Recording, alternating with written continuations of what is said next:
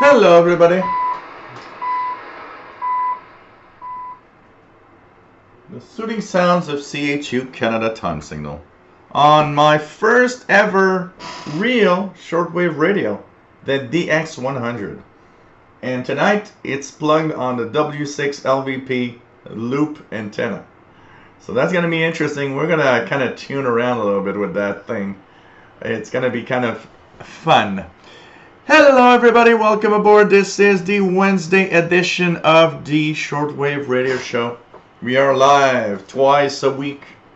Wednesday at, I'm just going to do something here, guys, because I see something that is weird, but we'll be okay. Just want to make sure everything is alright.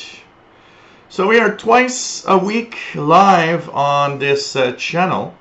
Of course, the device. There we go.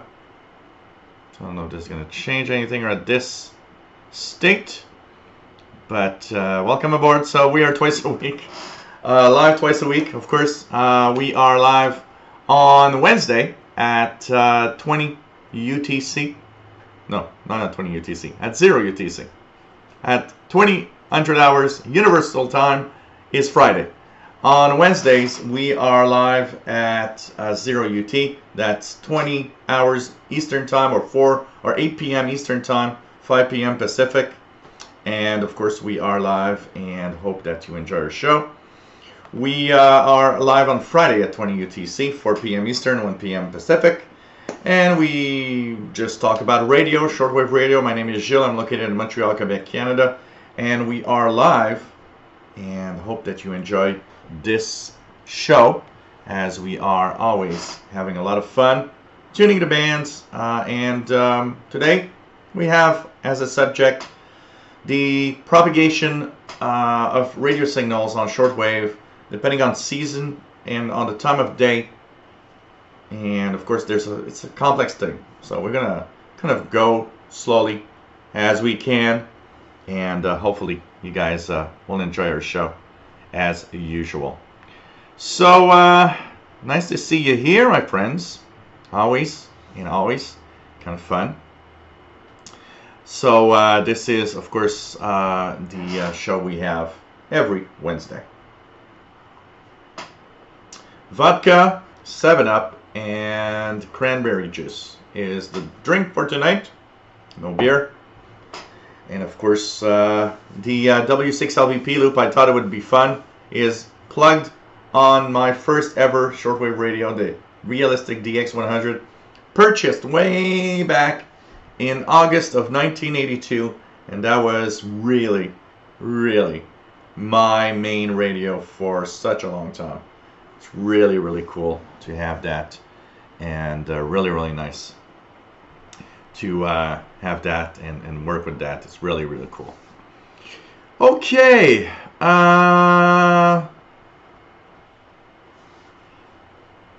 We have a beautiful chat room if you want to join in, where we actually have great people that can answer your questions. I was hearing the buzzer on 4625 kilohertz upper sideband a few minutes ago. Weak, but there, it was definitely there, and I could hear it on my RSP1A. And of course, CHU on the Realistic DX100. Bobby Burgess, nice to have you here from Morgan City, Louisiana, USA, WA5107 SWL. Rufus Newt, nice to have you here from Laurentian Valley, Ontario, Canada. Eyebrawler, nice to have you here from Indiana, USA. Circuitous Vibes, nice to have you here from Tucson, Arizona. Northern Dawn, nice to have you here. Kevin Wood from Nova Scotia, nice to have you on board. Hey, Jerry DX, nice to have you here. Ron Deming, nice to have you on board from the Oregon coast. Jeff King, nice to have you here from Jacksonville, Florida. Shelly Sykes, nice to have you here in Pennsylvania. Think we're early enough to catch that Morse code? Oh, let me just check that out. What was that? The frequency was 4.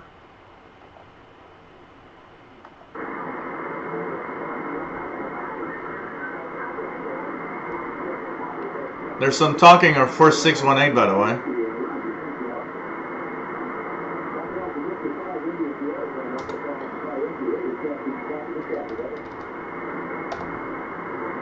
Trying to check. What was the frequency? You guys remember? 4677 or 4377? I'm trying to remember. Let me just check it out here. I was about to forget. 4477, it's there. 4477 upper sideband. You guys hear it? With the swoosh swoosh of the Kodar.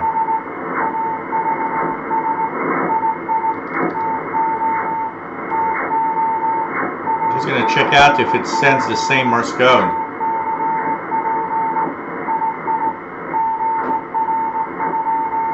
So CW,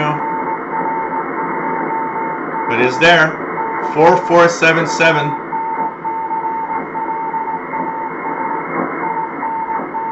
Yeah, it is exactly the same. Unclassified intercom 335. So 4477. We have the same signal, Shelly. So it's a Wednesday evening thing at 0 UT. Okay, here's the deal. We're going to try something funky here. We're going to try to get it on this receiver. Can we get it here? So,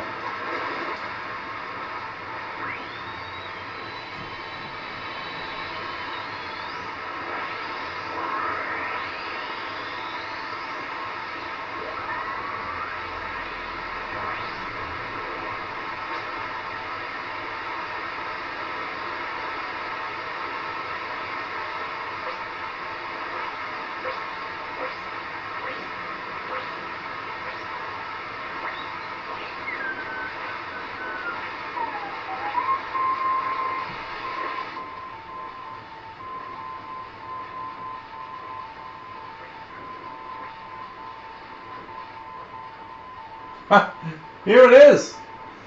It's on the DX100.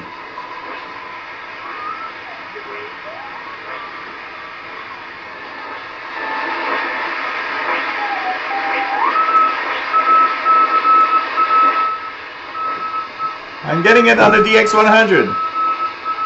4477 upper sideband. This is cool.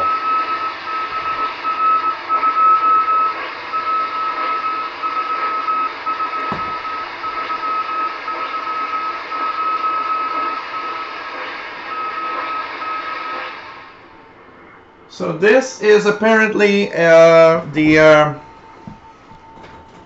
Civil Air Patrol. And if I look at the Morse code, it's calling, so the station ACP 51. Communications between NHQ and your command staff reading. And ACW, the ACP5. And QRU, ACP51. And now it's QRU. So this, it's there. It's kind of cool. And I'm hearing it there on the Realistic DX100 too. Rufus Newt, nice to have you here. Yes, CHU. Jersey Bound, nice to have you here from New Jersey. Fault, hey there, where are you from, my friend? Rob, nice to have you here from Phoenix, Arizona. John McClure, nice to have you on board. Brian Penny from Cape Cod, Massachusetts. Nice to have you here. Radioactive, nice to have you on board. Northern Dawn, nice to have you here. Mark Krupsak, nice to have you from Fresno, California. Kishoscape, nice to have you here. Pretty cool.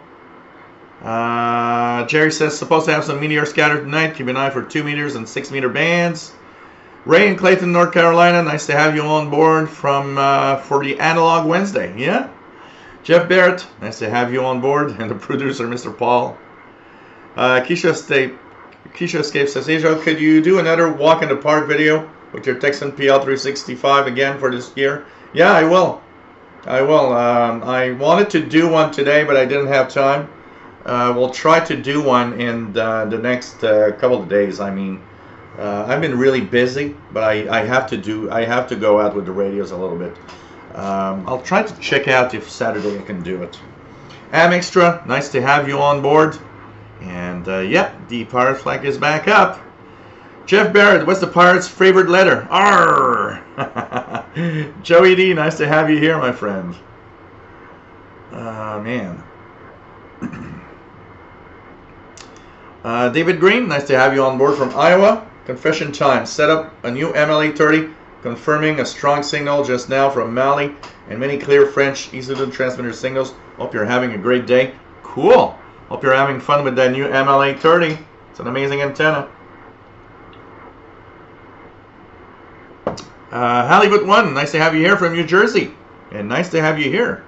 Hope you're going to be here regularly. Pretty cool.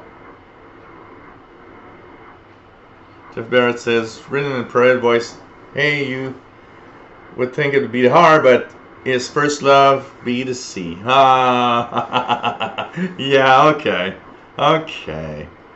Tech Guy, nice to have you here. Northern Dawn says, Iran on 11660. Let's check out what I get on 11660 here. So the CW signal's already gone. It seems that it's already over. Do I hear anything on 11660? I've got something really faint.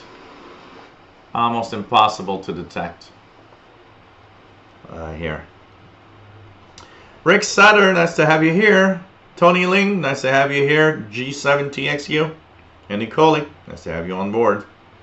So no problem, Keisha Escape. Unpopcom, nice to have you on board from South Central Pennsylvania. Randy in Riverside, California, nice to have you here. WF7I Homebrew, nice to have you on board from Virginia. Pretty cool. McGlone, nice to have you here from West Florida. He moved. Oh, it's your definite spot. Radioactive says not hearing anything on 4477 here in Oregon, Central Oregon. Rob is hearing it. Cool. Al Mesa, nice to have you here. The word per minute on that was, I think they have 2 words per minute. They have one at 8 words per minute and one at like 12 words per minute, something like that. It's rather slow. Rufus News says good signal here on Sat 8 on satellite 750 on random wire. Cool. John C, nice to have you here. He's got a sweeping birdie. Rodelva 65, nice to have you here from New York City. Ron Cyr, bonjour, bienvenue. Nice to have you here from Sorel, Quebec. What else do we have? Fault is from Northeast Tennessee. Yeah. Renee Goodwin, nice to have you here from Kansas. Patrick Manny, nice to have you here. Have you made DX the cat jump through those loops yet? That'd be nice, man, Patrick. Oh, man. John C. is KC5JSR. Nice to have you here. Joe Rudman, nice to have you here from Chicago. Almay Sam says nothing but noise on 4477 in Columbus, Ohio. VE3KRP, nice to have you here, my friend. Fast Eddie in Thunder Bay, Ontario. Glenn, nice to have you on board from Toronto. Pretty cool. Dirty Diaper 21 says hello, nice to have you on board. Raymond Anderson, nice to have you here from Norway. Oh ho, cool. Raymond from Norway. Cheers. WS7I Homebrew is hearing 11660 but very weak. Jean-François Trudel, bonjour et bienvenue to Saint-Hubert. Nice to have you here from Saint-Hubert, just southeast of Montreal. The air signal on 6970 lower sideband. 6970 lower sideband.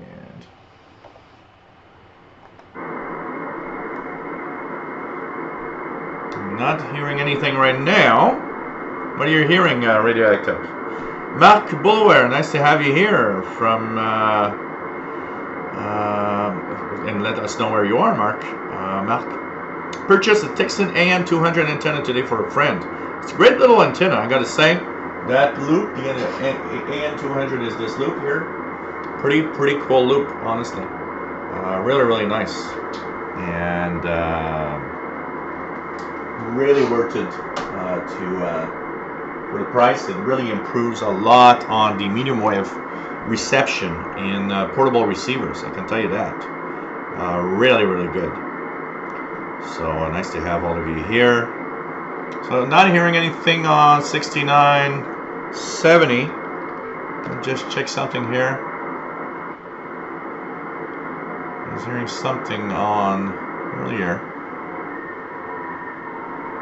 It's okay.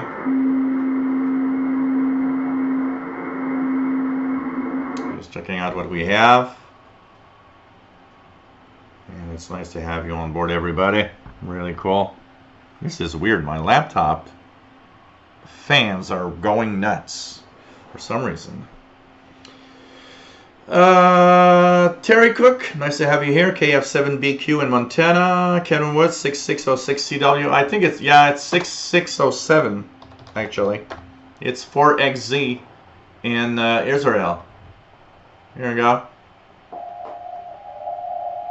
That's 4XZ in Israel, which is kind of a maritime slash almost number station, because they send these weird 5 number groups that are kind of encrypted.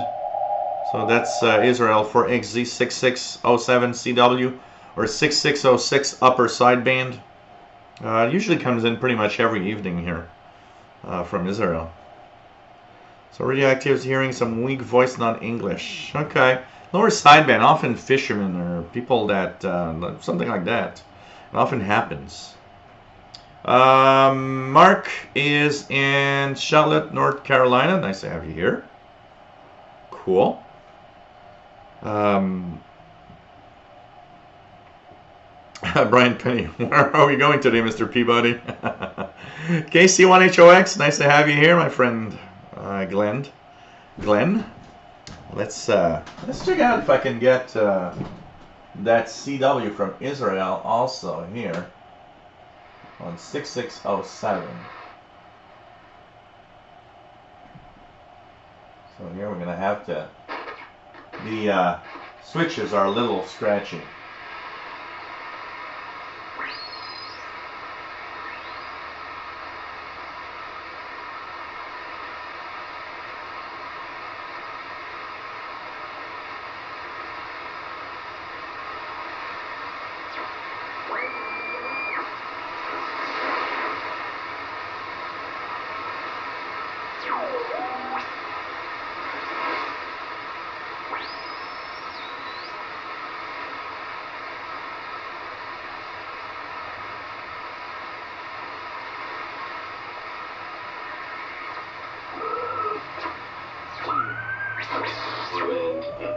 Not really. So what do we have? Let's check out Voice of Vietnam here on this thing. He said the signal was excellent from South Carolina relay. 7315 Voice of Vietnam. 7315 Voice of Vietnam. I'm reading an email from Jayanta Chakrabarti of India. He said, quote, I enjoy listening to your news and feature programs on contracts, travel, and music on Shortwave radio.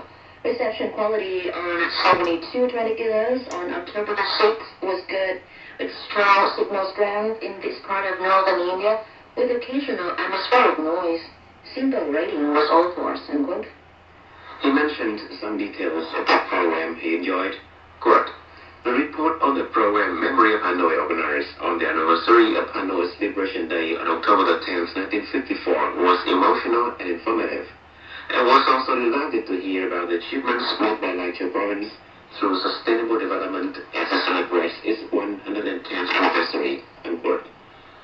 Activities are being held in Vietnam to mark Hanoi's Liberation Day It's kind of nice. 65 years ago, and Hanoi's 20 years of UNESCO recognition. So for those that weren't here at the beginning, I actually hooked my W6 LVP amplified magnetic loop to my DX100 receiver. That is the first radio I've had when I was, 14 years old? 13 years old in August of 1982. This is what started my passion for radio. This is why I'm here. Without that, I wouldn't be here. That and many other things, because, of course, computer knowledge and all of that, but this is really what started everything, the Realistic DX100. So it is actually plugged on the W6 LVP loop right now, which is kind of funny. Going back in August of 82, if I would have thought that someday that radio would be working, it would be a live show where people around the world are watching, and it plugged onto a loop antenna that I didn't even know, they existed back in 1982.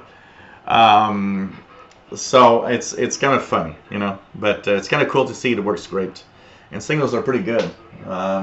Surprised. So Voice of Vietnam on my good old Realistic DX100. I'm gonna have to do some videos with that. I think it's gonna be a lot of fun. Yeah, Jerry, Oktoberfest videos. I did, my friend. Radioactive, Radio New Zealand on 13840. That's more of a West Coast thing now, honestly. More of a West Coast thing. Right now, if I look here, 13840, there's not even a trace of a signal on 13840. So it just tells you. Radio Nacional, Amazona, Brazil, 11780, says Ron Deming. Let me check that out. Yeah, it's there. It's not super strong here, but it's there. It's there. But it's in the noise. I can tell you it's in the noise over here. 11780. Tony Ling, I need Santa to get me an IC7300. Well, I already got a Yaesu FT450 and an ICOM ICR8500, which is not bad, honestly. If I had a choice, I'd have, maybe I'd like to have Santa bring me other stuff. Radioactive is hearing Voice of Vietnam as well on 7315. WF7I, Voice of Vietnam, strong S9, very clear. Hey, William Helms, nice to have you here from Florida. Tony Ling says Voice of Vietnam, good, and the UK. That is from WHRI transmitter site in the United States, by the way. Renee Goodwin, Voice of Vietnam, strong in Kansas. Northern Dawn's got Voice of Vietnam, cool. Cool. Rodelva 65 getting Voice of Vietnam S9 into New York City.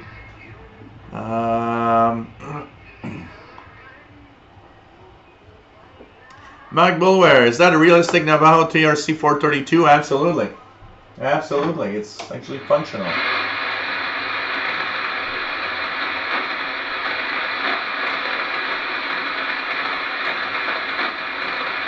I guess nobody on CB tonight, but it's actually functional. Oh, by the way, this is something new. I actually put back up my 102-inch CB antenna. It's plugged on the Navajo right now. So that's why it's working. My 102-inch antenna that was probably lying on the ground for the past year or so is now up and working in the back. So I installed that on Sunday. I thought, yeah, I want to put it there on Sunday. So it's kind of fun to check that out and try it out a little bit. Bobby Burgess, 7315, strong in Louisiana. Ron Sear, the X394, will be looking in the loop antenna. Big time needed. Morrison AV, nice to have you here. Cool. Thanks for the offer of the antenna switch, and no rush. When you can. WS7I Homebrew, 13840 is terrible now. Was great in summer. Same here. No, the Realistic Patrolman is not connected to the loop. It only has the telescopic on top of it. So it won't do much because of all the noise in here, I can tell you that. Yeah, propagation does shift with season. That's why we're going to talk about it for sure. It's not a mag mount on the 1 and 2 inch that I've got, but it is on the close to the shed roof. and it's grounded with the metal shed. So it seems to be okay. I need to do some tests and try to have a contact with somebody somewhere. But since there's no one on the bands, no one on CB, there's not a lot I can do right now. But it's up and running, and it's there. So maybe at some point we'll have some kind of transmission. Nick Mayakovsky, nice to have you on board, my friend. Pretty cool, Nick. So today we're going to talk a little bit about propagation. And we're going to talk about the propagation conditions that go with the fact that the seasons and the time of day change shortwave propagation in general. And that's something that for newcomers is kind of a mystery. I know that it was for a long time in the first, I had the chance of at least having a good little intro into what shortwave was all about with that little DX100, because the book, even though it didn't have a lot of pages, explained roughly what shortwave is all about, roughly day-night stuff, and kind of put me in a direction. Now, I didn't fully understand it, but I could understand it, at least. Okay, so higher frequencies in the daytime, lower frequencies, and when you tune around, if you just tune all the time, you notice that there's a pattern. You notice that, oh, look at that, I'm not hearing that, 17 megahertz stations at night, and I'm hearing, 6 megahertz stations. But the other way around, in mid-afternoon, I'll hear 17 megahertz stations or 15 megahertz stations, not hear 6 megahertz, And so you gotta see a pattern at some point. And so there is a shift in propagation depending on the time of day. There's also a shift in propagation depending on the seasons, because the sun and the earth are not exactly in the same angle position, if you want. So the earth is of course angled at like 23 degrees. That means that as we move around the orbit, the sun's angle changes in relative to where you are, except at the equator. The equator, sun is roughly always close to the same spot. It's really the closer you are to the poles, the more you see the difference between winter, summer, and all of that. And that of course means that the sun doesn't give the same amount of energy on the ionosphere all time around, all year round, especially when you are, here at 45 degrees latitude, it really shows. An example is that in summer, say in July, at this time, we still have sun outside. At this time, we can still hear stations on the high frequencies. At this time, I will hear, start hearing Radio New Zealand, for example, 13840. It's one of those stations that's starting to come in. But there will be stations on the 19 meter band, 15 megahertz and so on. 20 meter band, 14 megahertz of amateur radio is almost 24 hours in June, July. And because there are things that you got to think of. If you think of daytime higher frequencies, you might say, well, if daytime equals higher frequencies, how can you hear ham stations in July at midnight? I don't get it. Well, that's because where you got to look is in between where the station is sending and where you live. How much daytime is there between where the transmitter is and where you are? If you say that the 3/4 of the road to your home is in sunshine, that means that that signal will probably propagate to you because it's still sunshine, and the signal doesn't bounce above your head. It bounces somewhere, sometimes thousands of kilometers away from you. If it's daylight at that place, well, a signal of higher frequency might actually bounce off the ionosphere, and where it falls down, a few thousand kilometers away, it might be dark, but because it's daytime where it bounces, that's the important thing. So you're getting that signal until that spot of the ionosphere actually gets into darkness. So using that idea, one of the things that happens very often in the summertime is, for example, amateur radio operators early morning in Europe are going to send a signal through the pole, the North Pole. Why? Because in June, July, it's illuminated by the sun 24 hours a day. So the signal might bounce off the ionosphere on the pole and will actually arrive here in North America, where you can have contacts. Because somewhere in between, it's still daylight and the signal still bounces. So where you got to look when you look at a map of day and night propagation, and I'm going to just take my tablet here to show you guys a little something about that. So when you are looking at propagation of signals between point A and point B, you got to take into account the amount of daytime or nighttime there is between you and that signal that you want to hear. So an example here, I'm going to show you guys the day-night map that we have right now, and this is on my tablet. So let's put it full screen.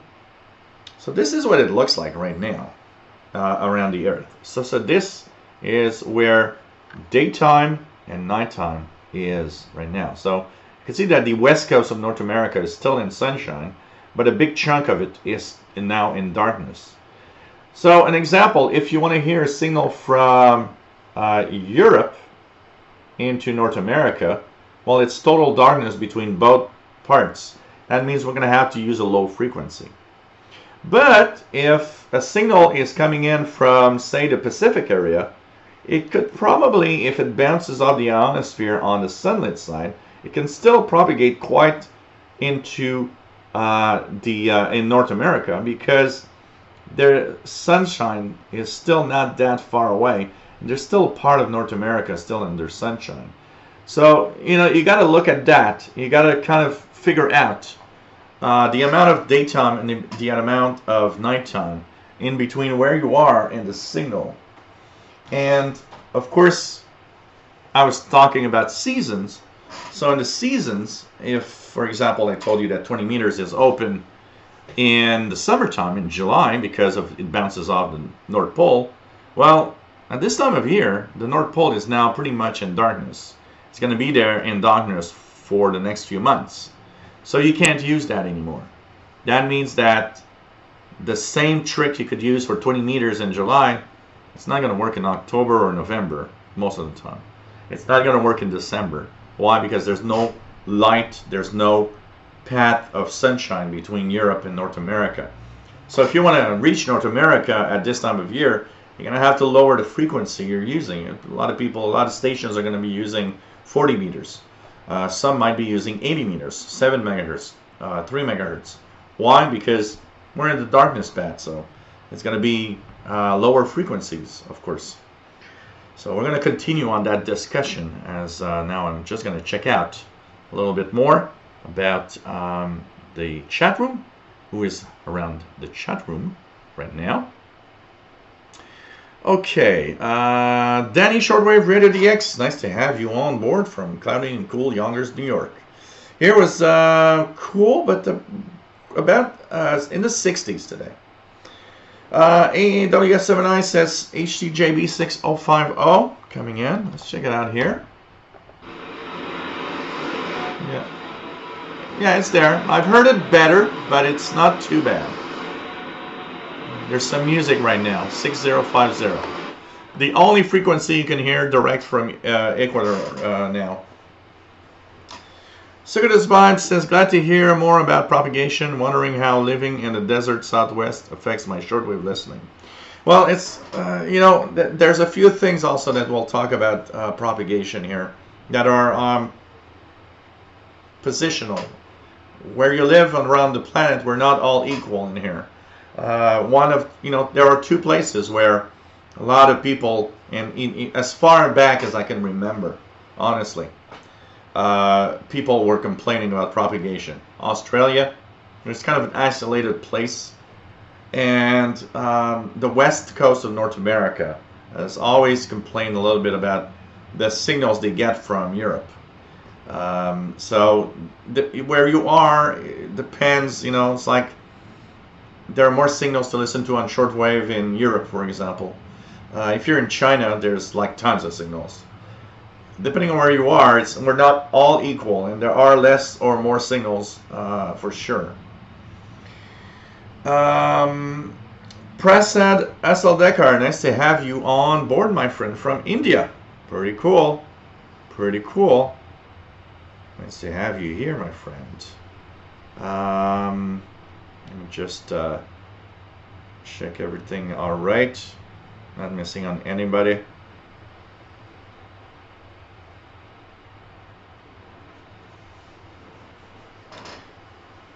Ron Sear, loop antenna is not omnidirectional. It is a very directional antenna. Loops are extremely directional, but that said, and I have done some tests, we'll do more about it. It depends what you're listening to. On signals that are very far away on shortwave, directional is kind of a big word, because an example, if I listen to signals from I was listening to Madagascar one day, and I turned the loop, there was very little difference, honestly, in the signal strength. But the closer the signals are, the more that is there. That directional pattern is showing up. So an example, CHU Canada that was tuned at the beginning of the show on 3330 is very close to me. I can actually null it out and almost not hear it, even when it's super strong, by turning the loop. So it tells you that on some signals that are close by, directional is, the antenna is very directional. An example also is if I use that loop for medium wave AM radio, it's very directional. You can null out strong stations from Montreal, for example, to favor stations that are far away. That is very, very good. But on higher frequencies and on stations that are very far away, it doesn't show as much. And there are two ways to install your loop antenna. And almost all the instructions I've seen will tell you there are two things you can do. You can put that loop on a rotor. That means that you'll be able to turn the loop to get the maximum amount of signal if you want. Or you can, and that is what is the idea on a lot of setups. Position the loop just to have the least amount of noise, and leave it like that if you don't have a rotor. If you don't have a rotor, you put it so that the noise is as the lowest possible, and you leave it at that, because often they'll be okay, because you'll have signals, even if not the strongest signals in some different stations you might tune depending on where they are, but the noise will be so much lower that at least you'll have still more signal than, say, a long wire will give you.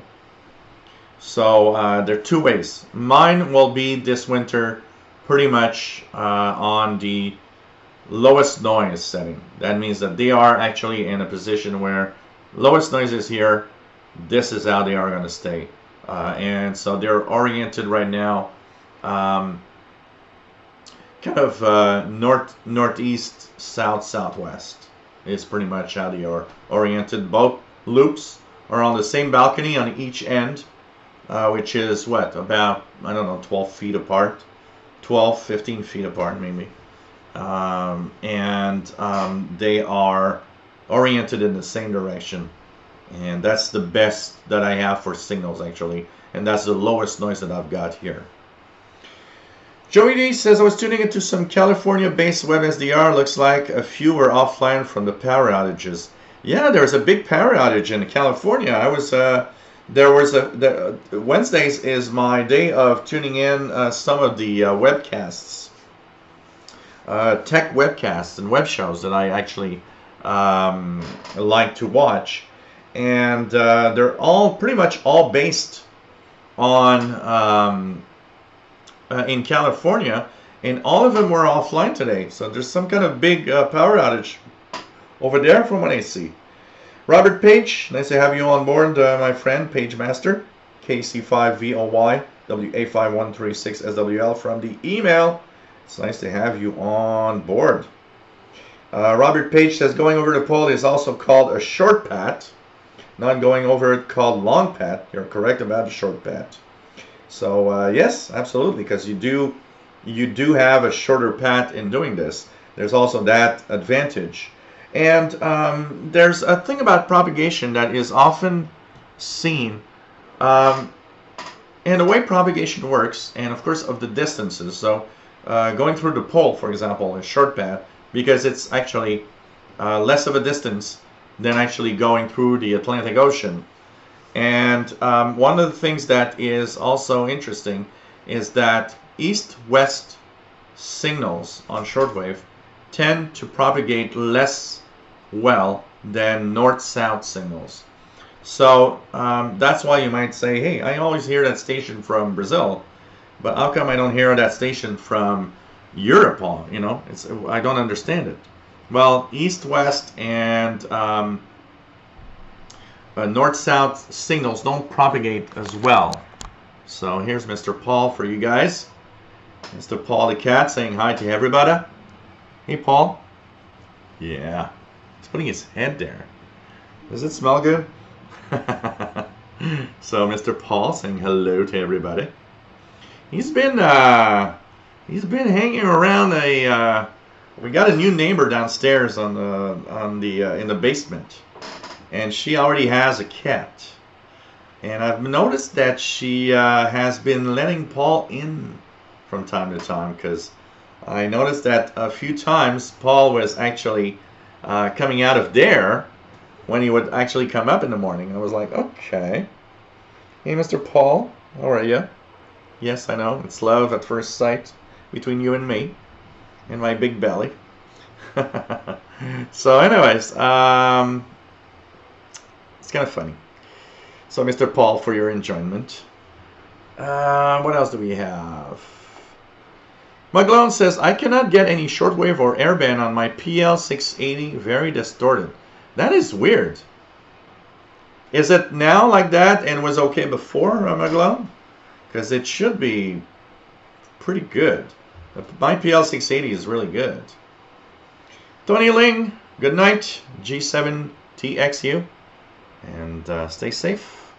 Stay safe, my friend. Always nice to have you here. So what else do we have? McGlone says, I will take a walk tomorrow to a park and see if it interferes halfway through the airband. A regular station tries to pop up. Yeah, kind of weird, McGlone, because it should actually work. Carl Womble, nice to have you here, my friend. WF7I says 6050 is gradually getting stronger. Mr. Paul, what do you want? A few units. Dave Thought, nice to have you on board from Niagara, Ontario.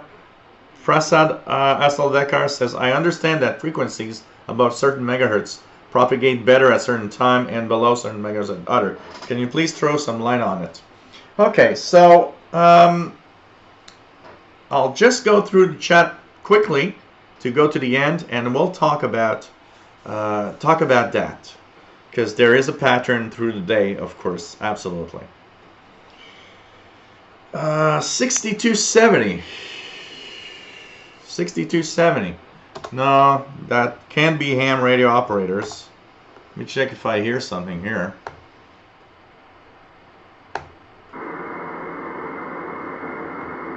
The 6 megahertz range is often populated with all sorts of signals. 6270 could be a pirate station from Europe. It could be fishermen talking. It could be a lot of things, but it's not going to be ham radio operators. That's for sure. Northern Dawn. Well, Europe isn't having more luck with signals. It's mostly because of its positioning. There's more transmitters. There are more stations broadcasting. More broadcasting on that are to to Europe than North America, for example. Okay, let's just put the camera back up to normal positioning now that Mr. Cat is bored with the conversation. So there's Europirates, there's all sorts of things there. Stephen Wood, nice to have you here, says I use a loop for medium wave, and here on Cape Cod I receive a lot of European signals. Over the past few evenings, 783 Syria has been putting a very good signal. Wow. Wow. Simon Templar, nice to have you here, my friend. Ron Sear, they said auto advisory 3 to 5 days. Oh, really? Wow. Okay. Jared Barrett says PG&E has got power to over 1 million people. The Santa Ana winds are really bad, and they are afraid that the winds can cause a fire with the power on. Oh, really? Wow, this is... You know, it's weird. We don't hear anything of that news of that here at all. At all. The only reason I know is because 3 of the tech guys that I follow that have shows on YouTube, on live on the internet, some on YouTube, and the other one is the Twit Network. Leo Laporte is they all said, hey, they were not on because there's a power outage. So I thought, wow, that must be a big power outage. Everybody's out of power in California, but there's no news about it in the news here at all. Pretty crazy. Wow. Okay. Crazy. Tony Turtle, nice to have you here. Started hearing California stations coming in the receiver on 40 meter CW, then heard a VK station and made a contact from Michigan, 10,000 miles on G5 RV and 100 watts. That's proof that you don't need to have that big, power there to, to go around the world. Stephen Wood, can let the cat out because of coyotes. Yeah, here we have coyotes too in the city of Montreal, but they are north. You don't come here. Here I'm very central. It's too far, but there's a few there's a few places where I would not let Paul the cat out, really. McGlone, AM and FM works. This is weird. Okay. Sure, DX. Yeah, the Texan PL 990. It looks like very chunky, blocky. I don't know. It's going to be interesting to see.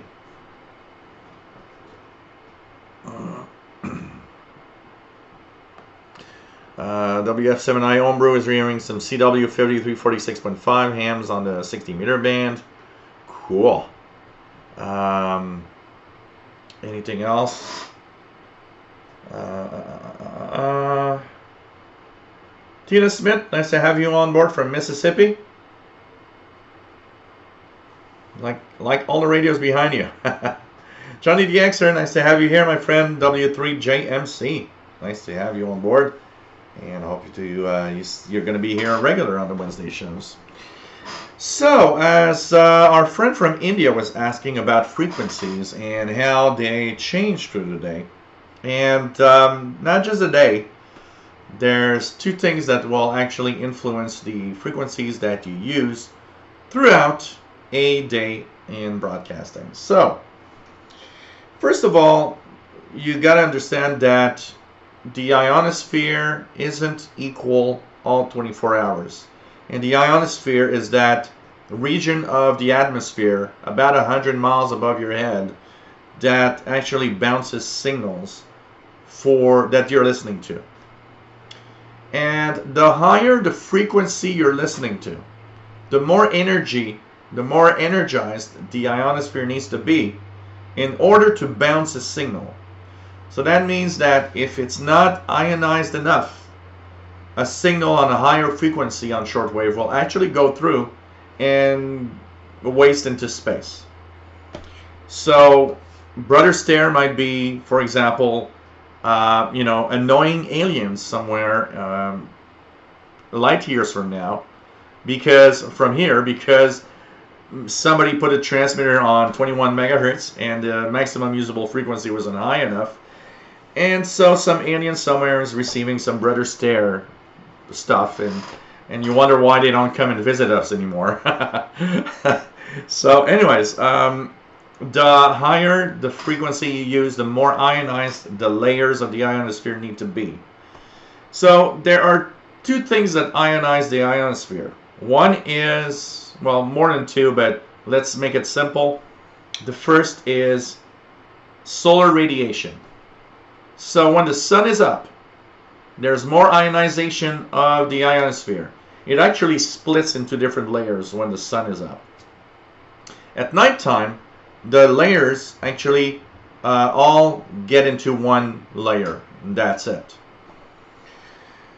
The multiple layers in the daytime explain two things that are happening on shortwave. So you might notice that, hey, I'm listening to 6 megahertz signals, you know, like for example here, we're going to go to 6 megahertz. So I'm enjoying right now.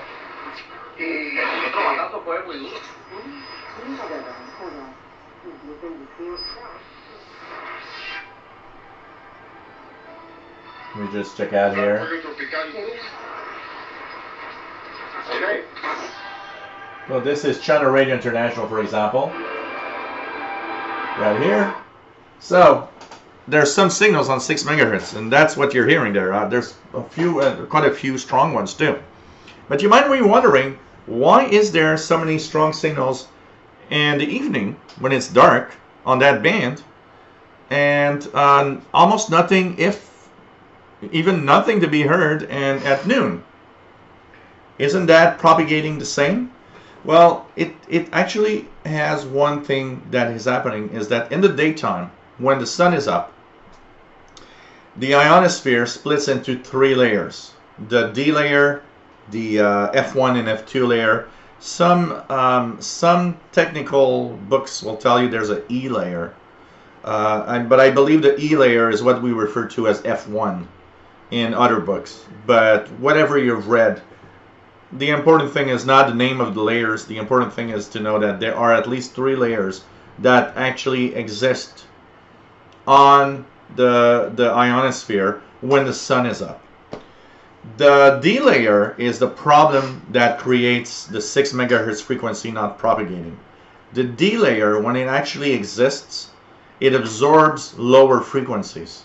That's why in the nighttime you hear signals on 80 meters from far away. You'll hear signals 1,000 miles away on 80 meters. You might hear, I regularly hear Europeans hams on 80 meters. Transatlantic. Why? Because that D layer doesn't exist. There's no absorption. It actually bounces off the single layer of the ionosphere during nighttime. Then the sun comes up and that layer actually constructs itself. It's not instant. And that's why there's a zone, there's kind of a buffer zone between sunset and nighttime, and between the nighttime and sunrise. It's not instant. There's a time. It takes a certain time for the layers to actually appear. And I'm just going to close the door here. So when these layers appear, they slowly create more and more dense layers as the sun is getting higher and higher in the sky.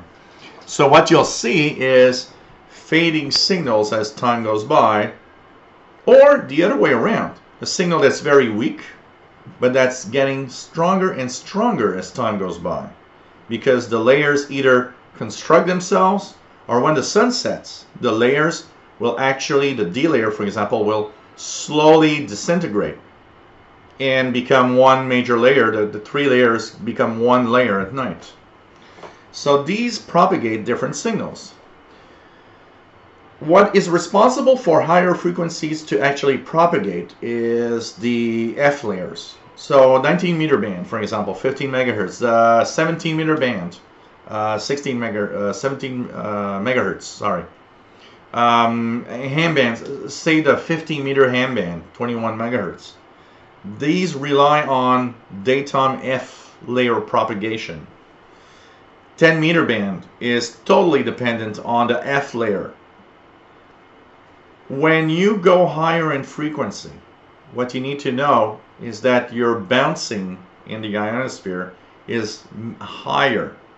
So that means that because each layer isn't in the same altitude, that means that for a signal on the 10 meter band to propagate, the F2 layer needs to be really dense. And that's why in times of lower solar activity, like right now, they don't propagate well, because this ionization isn't strong enough. So if you, at 2 p.m. in the afternoon right now, if you send a signal on 10 meters, there's a good chance that you're actually sending a signal into space, because that layer can't bounce it. And it's just going to go through space, and you've just sent a Morse code or a single sideband signal to some alien somewhere. When solar activity gets higher, these layers become much denser, and now you actually propagate through these layers. 10 meters will be open all day long. Once again, when the sun sets, the layers disintegrate and become one major layer. And these layers, once again, have the same, there's the same thing that happens. The more they are ionized, the more they are thick or dense, the higher the frequency they can actually propagate. So it's not impossible that in the middle of the night, the layer might be strong enough for 15 megahertz, but it needs to be strong. And to be strong, it needs different little things. You might say, well, there's no sun. How can it be strong? Well, remember that when the sun gets more activity, I told you that it takes time for the layers to actually disintegrate into one layer at night. Well, in high solar activity, when the sun sets, the layers are so ionized, they take hours to really actually create that single layer. And it usually stays more ionized through the night because it's got leftover energy from that daytime of sunshine. Of course, in times of low solar activity, like right now, the time for the layers to actually get into one layer is much quicker. And also, that layer at night is not as thick, not as dense. So it's not going to propagate as well on higher frequencies. This is what we call, and you might have seen something called the maximum usable frequency. Maximum usable frequency refers to the maximum frequency that the ionosphere can bounce given a certain time. There are a few maps on the internet where you got some kind of real-time MUF maps where they're going to show you, well, at this spot right now the maximum usable frequency is 18 megahertz. That means that technically 18 megahertz is the highest frequency you can actually send a signal, and it will bounce back to Earth. So there are these things that you can check out on the internet. Be careful how you use them, because I've seen a lot of people saying, oh, well, I'm not turning on the radio because the MUF over where I live is 6 megahertz. That's going to be bad, and I like 40 meters. But you can't look at that in that way. It's a more complex issue than that. So we're going to continue talking about that. I will get back to the chat room, say hello to everybody, and hopefully, and if you guys got questions, of course, we will try to check it out and answer any questions. Okay, Jeff, KD5QDO, nice to have you on board from Texas. Pretty cool. It's got some cooler weather down here. Cool. Stephen Wood, getting a very weak signal of CFRX 6070. Normally much better here. Dave Todd, took me a while to figure out hams use USB on 60 meters. Everywhere else below 10 LSB. Yeah, Dave. It's the exception to the rule. 60 meter band is upper sideband, exception to the rule.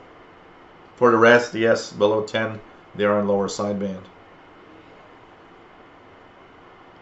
Tony Turtle says, they say Tesla's first signals are trotting past the second closest star now. Well, you know what?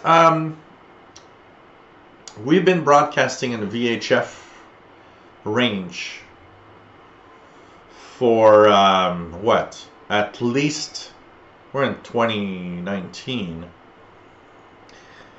Probably at least 80 years, 70 to 80 years minimum. So that means that at speed of light, it means that 80, we've probably got a bubble of signals roughly 80 years, light years. So 80 light years. That means that there's a lot of stars in 80 light years around the Earth. So there's some stuff in there. Thor Music, nice to have you on board from Vermont, K1RSK. Yes, we're going to talk about Gray Line Terry Cook. Absolutely. I'm coming to that slowly. Yvonne, nice to have you on board at Chulakov. Nice to have you on board. Pretty cool. And Fredericton. Oh, really? Wow, cool. What are you doing there? Johnny DXer, PhD in SWL. Yeah, I should create that and have a course, university course.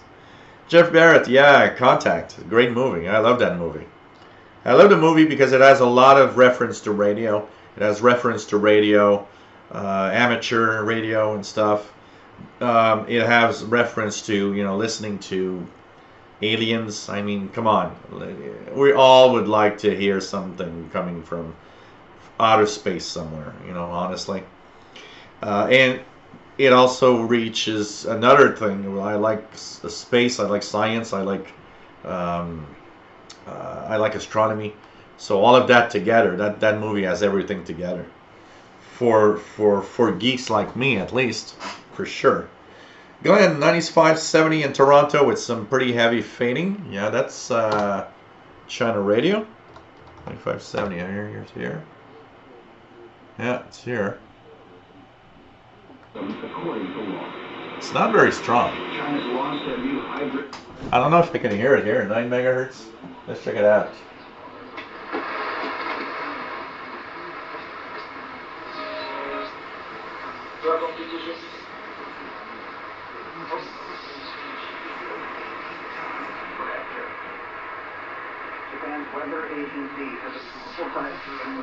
Yeah, 9570 on the DX100. That is China Radio from Cuba transmitter. Strong gusts and torrential downpours can cause wave surges in Pacific coastal regions. It has warned people along the typhoon's path to prepare for extreme weather conditions. Officials say some games of the Rugby World Cup may be canceled. So China Radio off of Cuba transmitter site on 9570. Yep, there's double hop signals, absolutely. Absolutely. Bonjour, hi, Miki Dalmich. Nice to have you here. And, well, that's the Wednesday show, Prasad. We are here to kind of explain. We're here to explain stuff every week. Johnny DXer, he should seriously teach courses. David Evans, nice to have you here.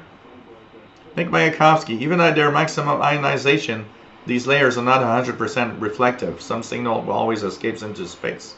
So, okay. The reflectiveness of the ionosphere, Nick, goes with the fact that the stronger they are ionized, the more reflective they are. They are not perfect, so there's also a lot of absorption going on. I would say that in shortwave signals, when the ionization is very strong, it probably most of the signal is kept on Earth, so probably does not escape into space. But the problem is because of other layers and other factors, there's absorption playing here. So sometimes when it reaches the layers, it might actually have been absorbed enough that it's coming back down much weaker than it was when it was sent out. So these are things that can happen. And if you're close to the maximum usable frequency also, part of that signal might be actually lost into space. Not all of it will, of course, be reflected back down. Point and Flower, nice to have you here from Perth, West Australia. Just figured I can watch you live from work. Cool. This is cool. Thanks for being here.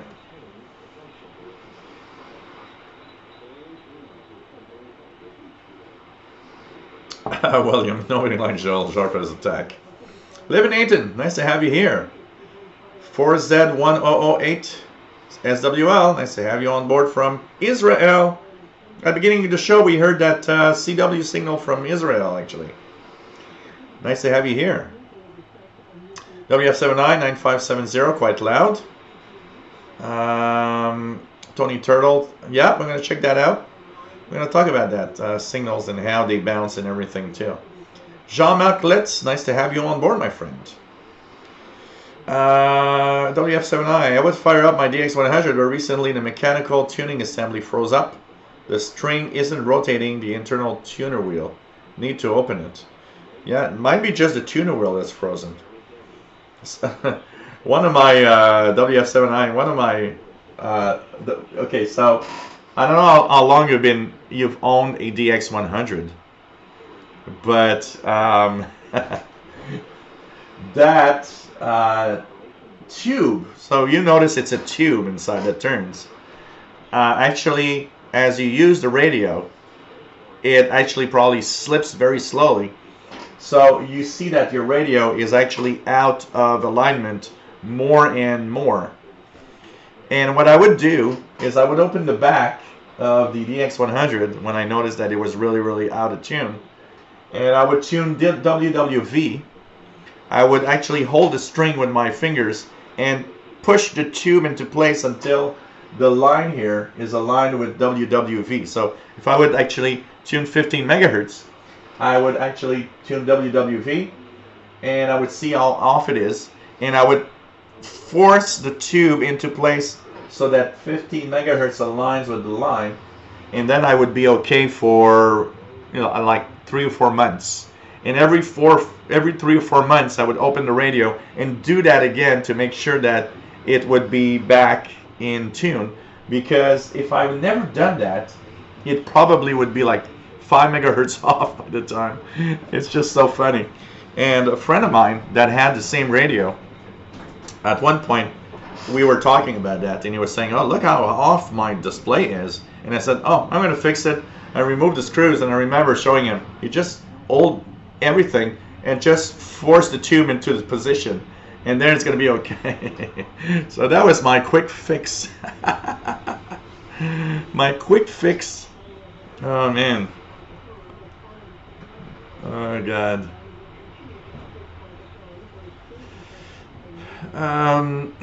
Jean-Marc from Strasbourg, nice to have you on board using an active tunable indoor antenna, I guess. Cool. Cool. Circuitous Vibe, just thinking about aliens listening to Brother Stare. What is worse, aliens receiving the message or having it reflected by the ionosphere and kept all to ourselves? Well, you know, if they are bad aliens, maybe we're going to keep them away.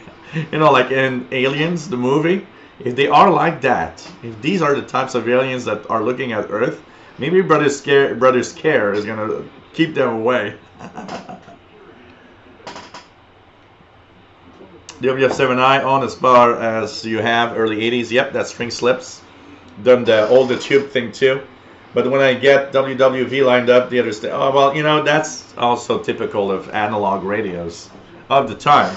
It's that you might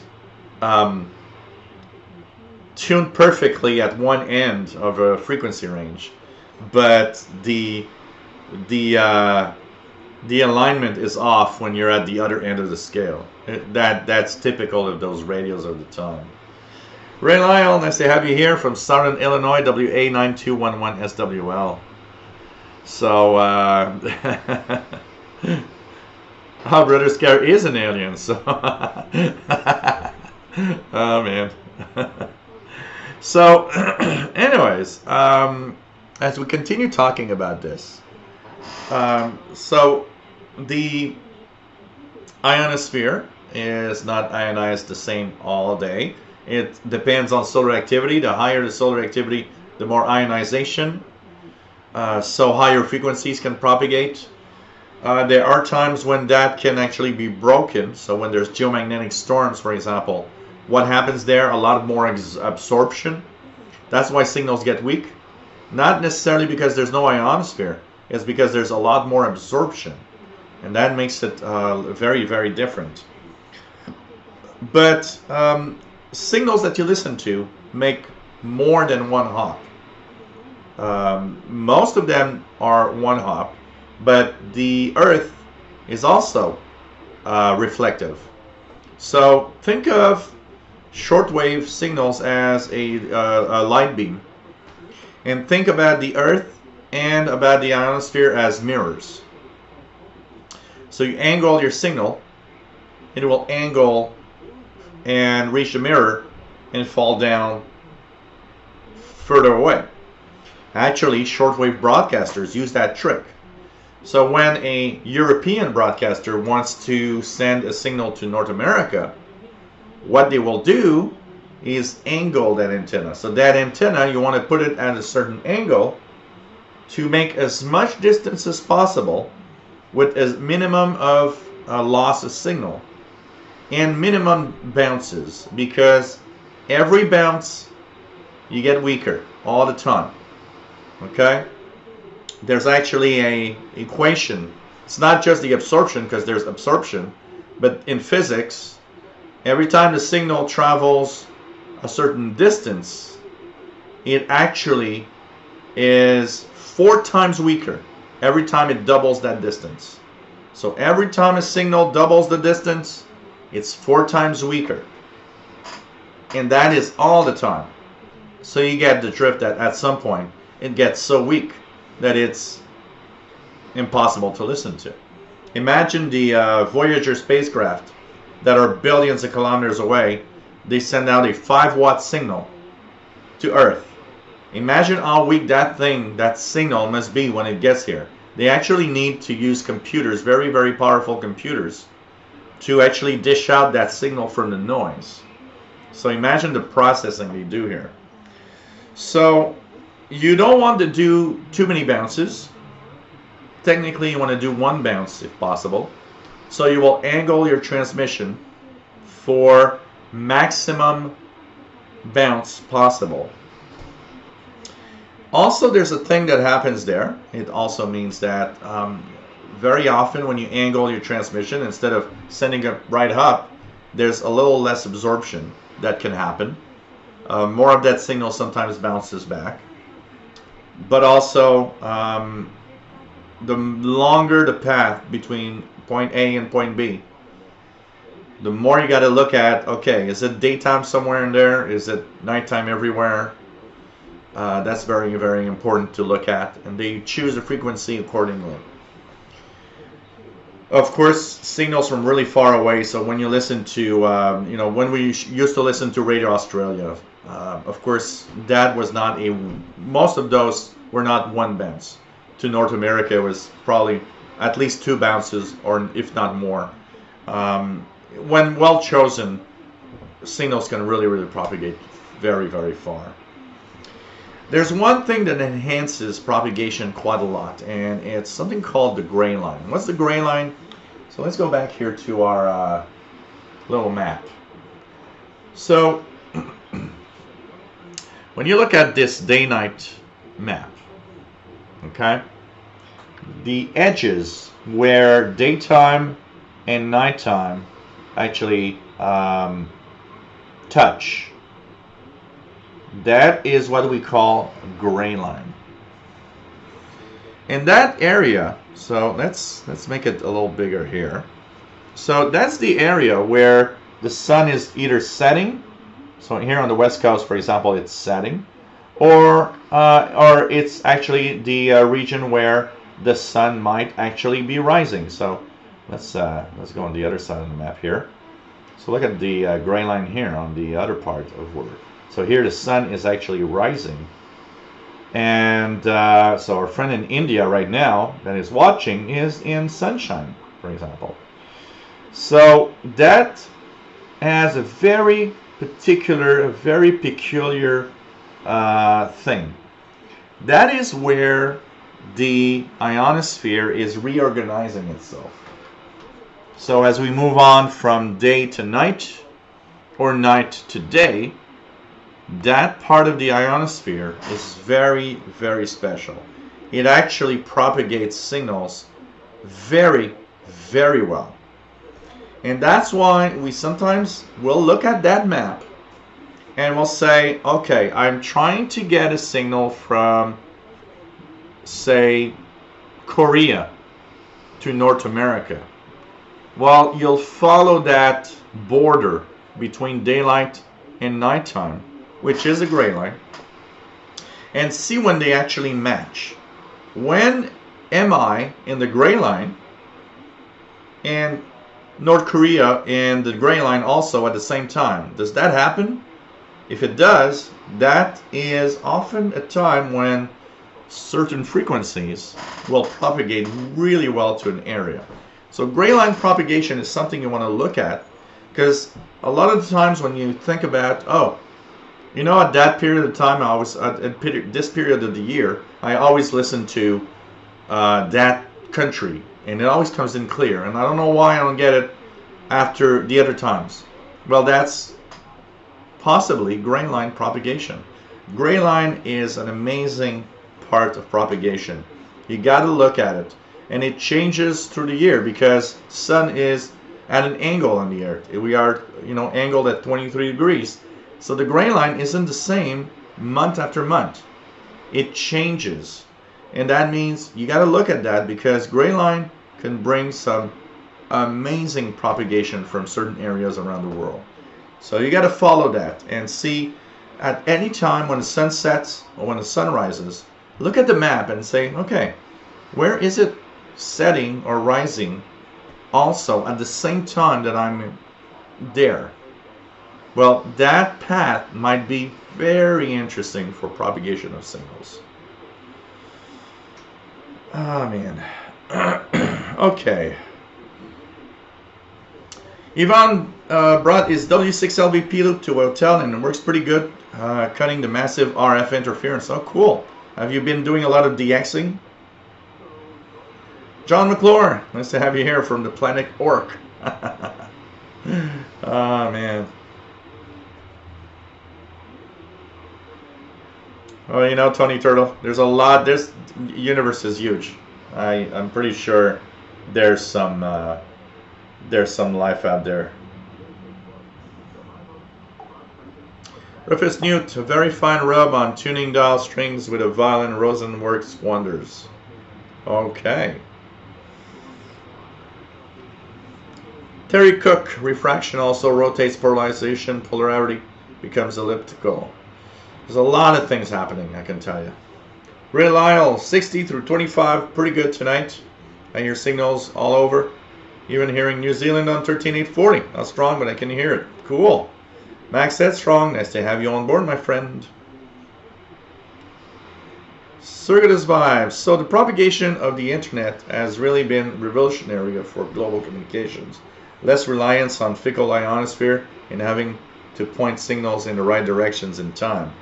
Well, that's the thing, is that if the internet would rely on propagation of signals from the ionosphere, of course it would not be as good.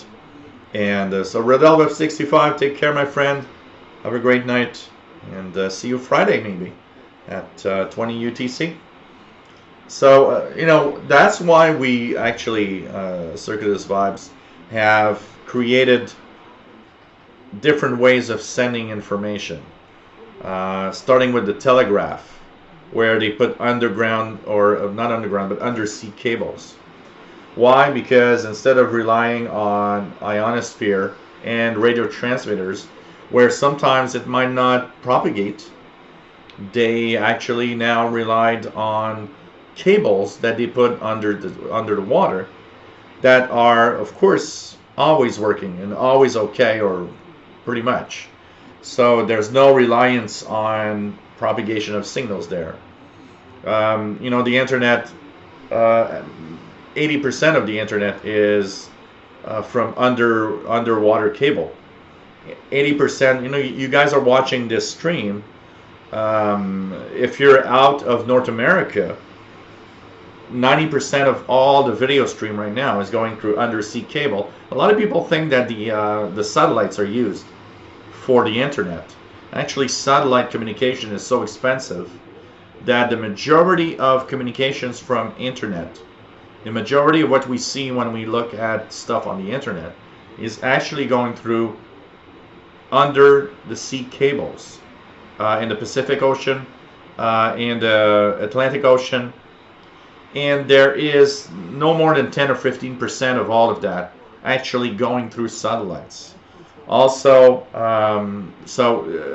that is one of the things that's kind of funny, because a lot of people think, oh well, you know, satellites are making the internet work really well. Nope, cables. Really, everything is cabled everywhere, and we got, you know, fiber optic cables under the Atlantic Ocean. You know, at the bottom of the Atlantic Ocean, there's a big chunk of all that communication actually coming from Europe that is actually arriving here in, I think it's in Newfoundland. Newfoundland and Nova Scotia, here on the east coast of Canada, because it's closer to Europe. But the majority of what the internet is relied on with cables. There's not that much satellite being used for internet. There is, of course. There are places where there's no choices, but because of very, you know, think of a satellite as a computer, a big computer that's made to transfer communications everywhere. But it has one big flaw, if I would say, is that not only is it a router where it needs to send signals everywhere, it's limited because it is radio frequencies. They're transmitters aboard the satellites. It's limited because satellites are limited in the amount of power they can actually use at one time. Why? Because solar panels are not super effective.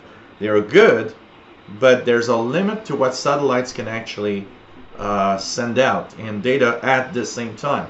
So the amount of data sent through a satellite is so much smaller than the amount of data sent through undersea cables that use fiber optics. Undersea cables are, you know, tera and terabytes of data every minute. It's crazy. So the majority of what we see here, the majority of what we do here, is cables.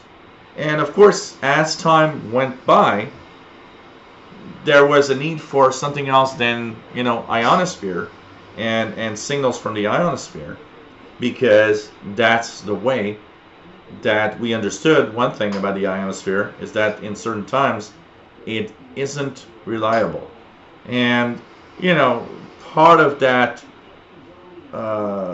is showing in, for example, maritime. Look at maritime communications. Look at what's going to become of aeronautical communications. Aeronautical communications are going to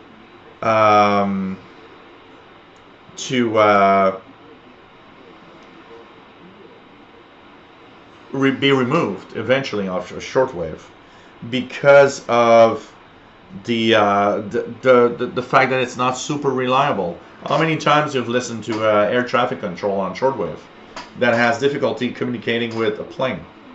Well, that will be moved on to satellite, because that is logical. That is the type of communications that's extremely important, that needs a minimum of security. But still, there's enough reliability when you use shortwave well that there's a lot of agencies that still will continue to use shortwave for propagation. Stephen Wood, 13840, nothing right now. Nick Mayakovsky says in October, sunset in Montreal is sunrise 13 time zones to the east at 45 north, whereas June 8 it is 8 time zones to the east. Yeah, there's a big difference. Jean-Marc says, I have been using a tunable indoor loop for medium wave. Loop add to be directed towards the location of the country where I wanted to try to hear stations. So, cool. Done a lot of medium wave DXing. Secretive Live says, despite the difficulties of shortwave, I am aware that the signals are able to reach places that are remote, potentially without electricity and potentially with censorship. Well, that's the other thing about the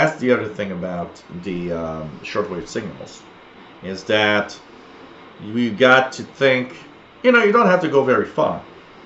I was reading a report the other day that was saying that there's a big chunk, and even here in Canada, there's a big chunk of Canadians and of Americans that don't have access to broadband internet.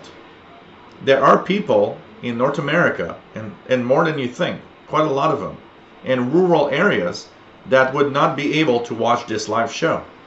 There is no fast enough internet connections to do that. And so that's an example where communication might come in the form of radio signals, maybe shortwave signals. Look at different parts, where it's very difficult to access whatever. Africa, Asia, there's a lot of places that are very difficult to really communicate with. And shortwave is that thing. It's that possibility. James Farley, nice to have you here. And you got your MLA 30 today. Cool. It's going to be nice. Hope you're going to enjoy that. It's a great antenna. Great antenna.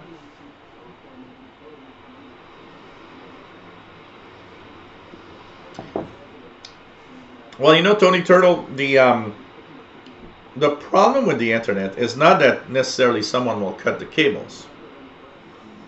Because, yes, there is that possibility. There have been some countries around the world and some that have actually had internet access cut off because of cable breaches. For example, there have been some cases where boats that would actually anchor down in the ocean, well, that anchor would actually break a cable. It happened quite a few times that ships damaged cabling and cut out the internet for certain areas in certain countries. But that's not the biggest, I would say that's not the biggest problem of cabling. Yeah, there could be sabotage. There could be in certain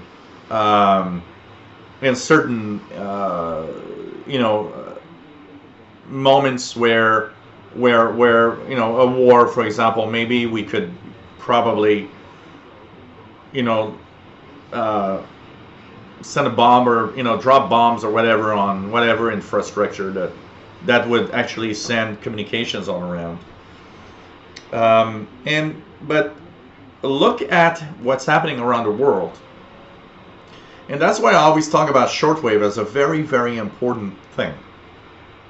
Look at what's happening around the world.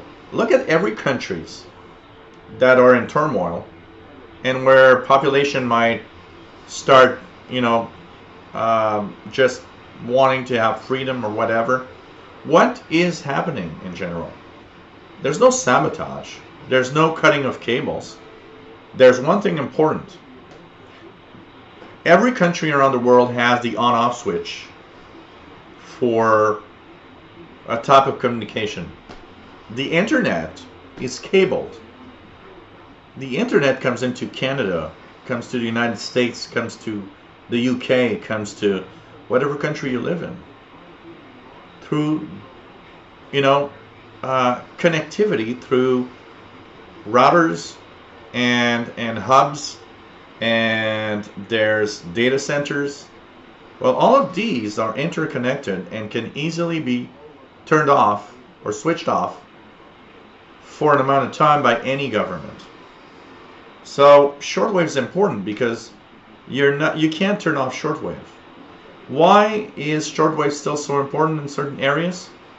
Well, it's very simple. Look at the BBC and the Voice of America. They have limited or removed shortwave broadcasts in areas where things are quiet.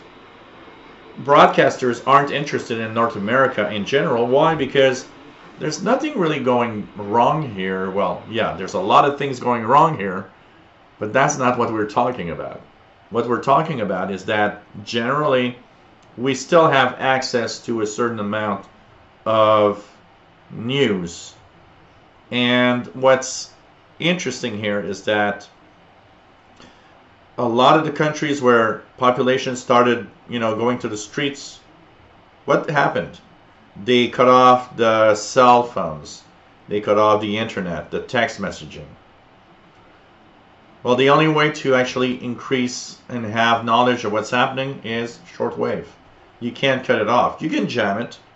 Yeah, but jamming is inefficient and costs a lot of money. I mean, look at China. Look at the amount of money China is spending on Fire Drake. Still, I'm sure there's a lot of the transmissions they're blocking that actually make it through. Some days. Yeah, they're blocking it on some days, that's for sure. There are days where that Fire Drake is probably super good and all the Chinese hear is Chinese music 24 hours. But there are days when the same Chinese will turn on the radios. Instead of that Fire Drake on that day, they're going to hear some broadcast. Because that also is the shifting pattern of propagation. Look at Russia, the woodpecker, and all the jamming that they would do in the 80s. I remember the jamming, intense jamming with the Morse code IDs of the different jamming stations. Trying to block Voice of America, Radio Free Europe, Radio Liberty, Radio Canada International was blocked. All of these stations were blocked. BBC, World Service. Yet, all of these stations would really regularly get news that, oh, you know what? We've been heard in Russia. And some people hear us in Russia. Yeah, because jamming is inefficient. Oh, they spend millions of dollars. I would be curious to see the budget of, we know that Russia spent billions of dollars in jamming in the 80s, 70s and 80s. So it's easy to understand that probably China is spending billions of dollars jamming right now because, the Fire Drake's everywhere. They use China National Radio 1 jamming. And yeah, there is jamming, but it's inefficient and news and information still goes through. Where, for example, YouTube, Chinese population has no access to what I say here. The Chinese population has no access to my live feed. Even less if I just mention one simple thing right now. Tiananmen Square. Now it's guaranteed that this live show or video is not going to make it through. Because I just mentioned something that is out of the boundaries of what can be said and done. That's why we need to keep shortwave alive. Because shortwave can counter that, honestly. Frank Artirta, nice to have you here. Yeah, you know what the problem, Frank, is that the idea behind the internet was that, and we call it the World Wide Web, because if you cut a cable, it would reroute somewhere else. And the idea was fantastic. The problem is today, it doesn't work like that. There are too few connecting places. So if you cut one major one, you cut it off everywhere. And we've seen it a few times because there were some internet websites that went down almost everywhere because of one point of access that was actually problematic. Unfortunately, we have removed that capability of the internet of rerouting itself. Poison Flower says, I have found recently that my realistic DX200 performs a lot better when I have my Texan PL3T31ET sitting on top of it. Any reason for that? That's interesting. It should technically not have much of an effect. It could have an effect on... are you touching your DX200 while you're actually doing that? Because what could be the effect is that a lot of receivers and I've seen that when you touch the receiver, kind of enhances the reception.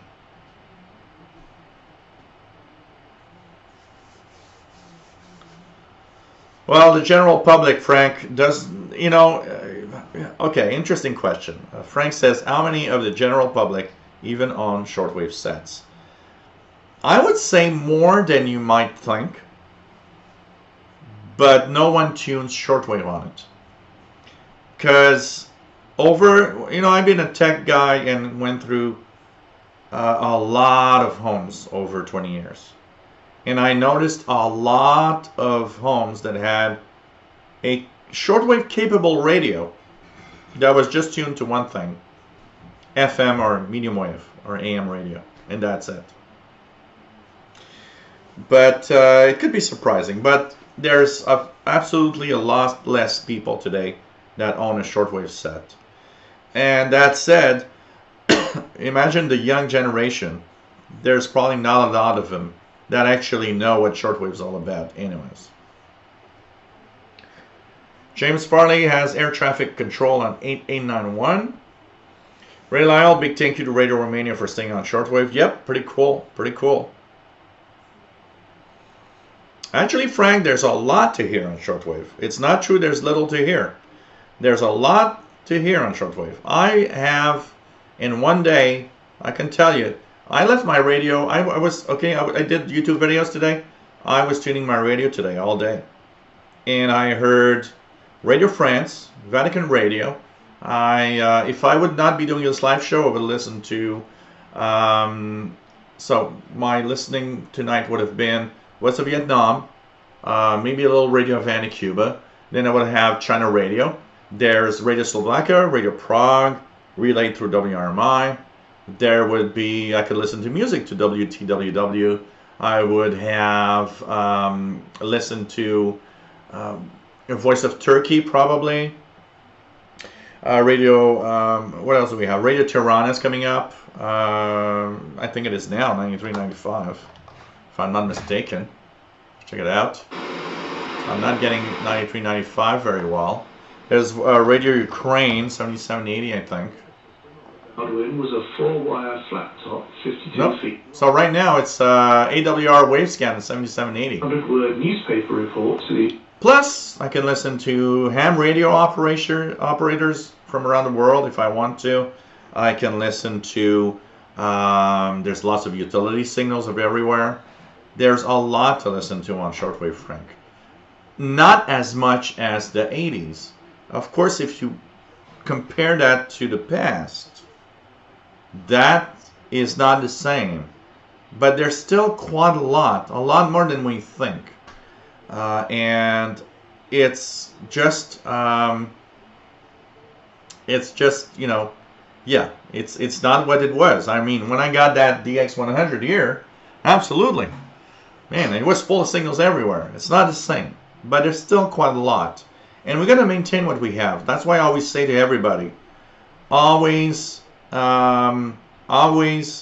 make sure that you have you write to the stations you like and you listen to. And there's a lot of stuff, utility stations of all sorts. There's a lot of ham radio activities, quite a lot. It depends what you want to listen to. And I would say that what is the biggest problem on shortwave is the fact that we have a lot of noise around us. And I have seen this many times when I go out to a park where there's lower noise than inside here, or Perry Island where I go do the expeditions. First thing I noticed is how many signals are there in the noise, like the BBC World Service, Radio France International, that are there. Easy to understand, actually, easy to listen to. But when I come back home, they're washed out in that general noise. That's the biggest problem. Mark Boulevard says the Russian Duga Tower antenna, huge. Yeah, There's that video that I always like, is the guy that climbed that tower, that one of those antennas up to the top. So impressive. Jean-Marc says, I found the direction countries with an azimuthal map centered on my city. Have you been using that method? Well, I've never really, I've never really been using that, but if you're a big fan of medium wave DXing, it's probably a very good thing to do for DXing medium wave, Jean-Marc, that's for sure. James Farley, even with a VPN, to give you an example, VPNs are subject to the government letting them through. So, for example, in China, a VPN needs to be approved to exist. So that means the Chinese population using a VPN use approved Chinese VPN. Now, that said, I'm sure there are some Chinese wizards that have found a way to circumvent the protections and the what they call the Great Firewall of China. I'm pretty sure there are some people that are able to tap and go and see the real internet. But the majority of Chinese people don't see that. An example, the Tiananmen Square massacre that happened. There was talk about how the population today, the young Chinese, have no idea that it existed ever. They don't know that happened at all. Another example is what's happening in Hong Kong. It's very complicated in Hong Kong right now. Well, that Chinese population have no idea it's happening at all. So it gives you an idea of how you can close down with the internet. And the shortwave, gives that possibility of getting that information through. They have Voice of Asia, the Voice of Free Asia is an example, and even BBC Chinese service and so on. But of course, there's jamming, but some of it goes through. Yeah, absolutely, Frank. The protection for the web came from the fact that if there would be a nuclear war that would hit a certain area, the web itself could reroute the communications and would still be communicating. Unfortunately, today the internet is weak compared to that idea originally, because it's only controlled by certain entry points everywhere. And so if there would be a war, we would be doomed. David, KJ4CMY, nice to have you here. At an MFest meeting to go tonight. Just joining. Cool. Nice to have you here. Hope you had fun there. Frank is KD5ALD. Nice to have you on board, my friend. Build and operate QRP and QRP gear. That's cool. That is fun because there's so many. How many people have these kilowatt transmitters on the handbands, and it's like, yeah, we hear you, but having low power and talking across the world is just great, I think, honestly. David Provo, nice to have you here. Change of subject. I hear that Texan has introduced a new portable PL990. What have you heard about this new radio? There's a few videos that I've seen about the PL990. It's kind of interesting. I don't know. I'll be looking at when it's really officially available. I think it's going to be an expensive radio, but what I've seen is that it's okay, but is it better than anything else? I don't know. We'll see. It's still it's still new, and we still don't have much on information on it, honestly.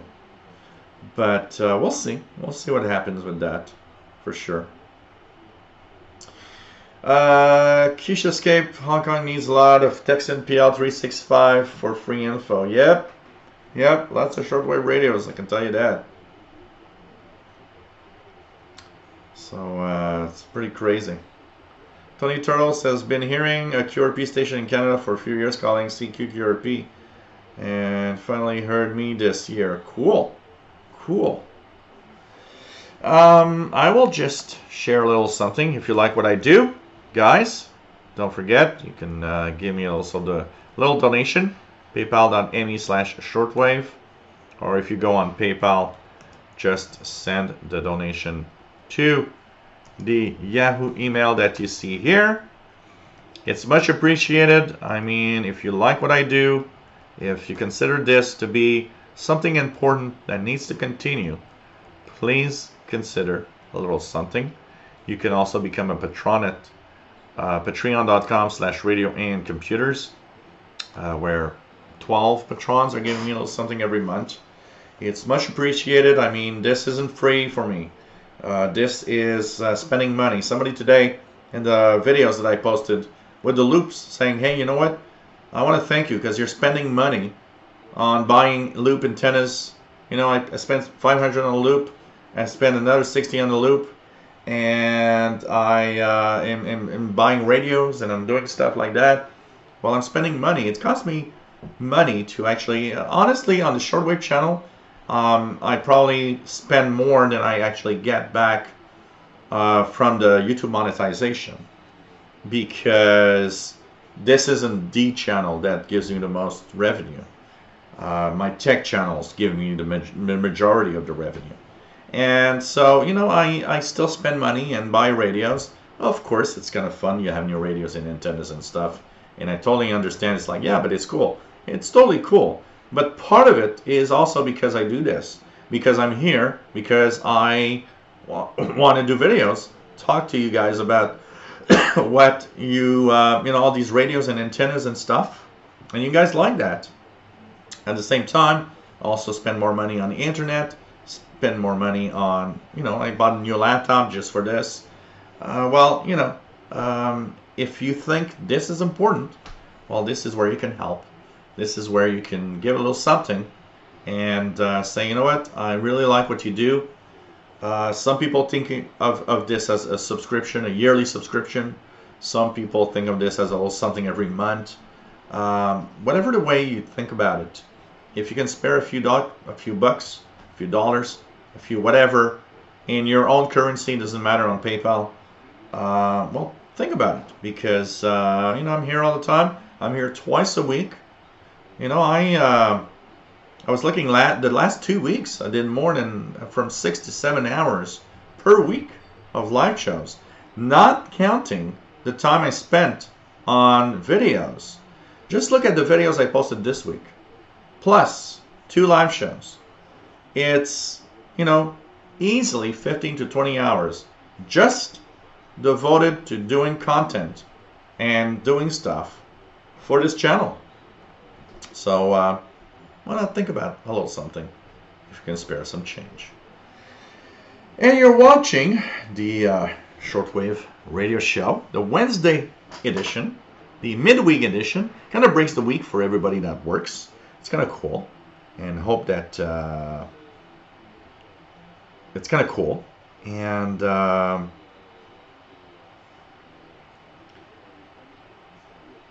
it's kind of, sorry, I'm just looking at if anybody is, yeah, I got all your messages, Robert Page talking about layers and everything.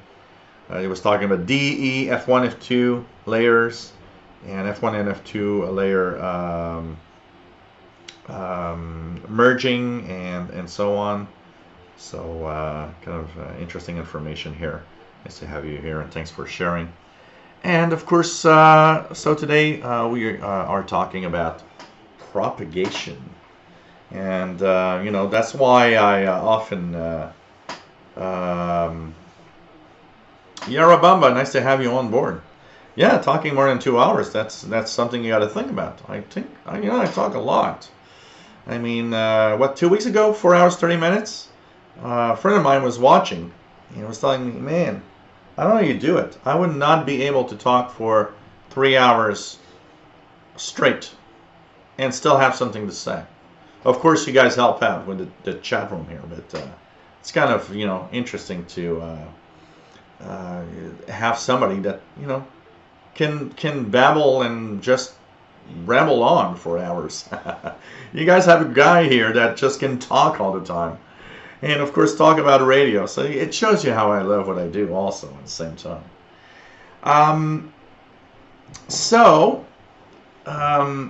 This is the Shortwave show, and we of course talk about radio stuff all week.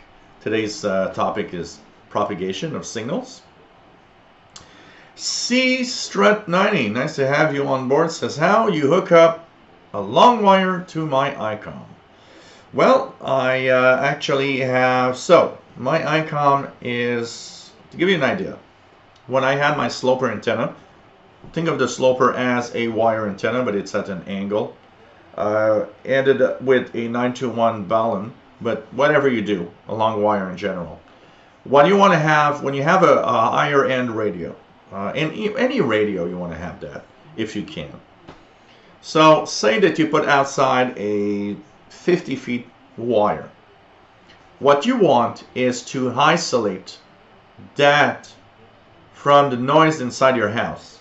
So on my ICOM, what I did is I've got 80 feet wire in the backyard. That 80 feet wire goes to the center wire of a coax cable. Do I have an example of a coax here? I don't think I do. If I would actually show you guys that. So, so you got RG 58, whatever, 59. So you got a shield and you got a central cable. So the wire goes to the center cable, and the shield will go to, if possible, being grounded.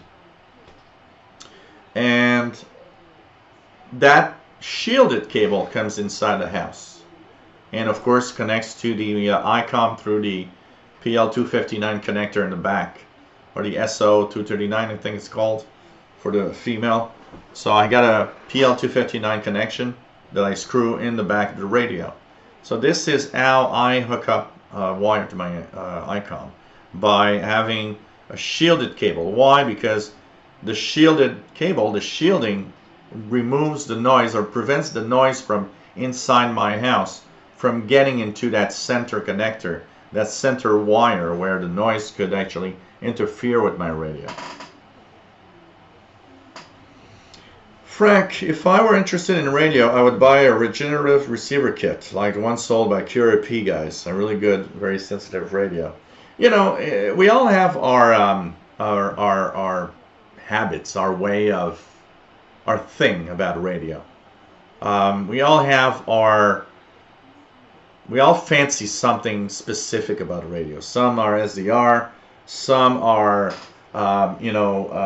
analog, old style, tube radios, whatever you like. And that's, I think, the fun of it is whatever you like, whatever you use is perfect. It's okay. That's all right. I don't like I don't like people being too specific on like saying, well, this is the only good thing in the world and that's it. There are way too many hams out there, by the way, that are very, well, no, unless it's that, forget it, everything else is crap. A great example, I've been getting an enormous amount of ranting of people that just bash China technology. And, since I've been talking about the MLA-30, I don't know how many hate emails I got of people saying, well, yeah, you're talking about cheap crap from China, and, that W6LVP loop is made in the United States of America. It's super quality. Hey, I'm talking about my wallet, okay? Yes, The W6LVP and certain aspects, yes, absolutely. It has more quality in craftsmanship. The power inserter box is metal. It's not plastic. I get it. But it all comes down to one thing. What you are calling a crap Chinese junk, I'm sorry, it's 10 times less expensive. And I'm sorry, it performs the hell of the crap out of the W6LVP. And so what I want here is I am not biased into that. I don't care where it comes from. I would say the same thing if it would be a VE2 whatever loop coming out of Montreal.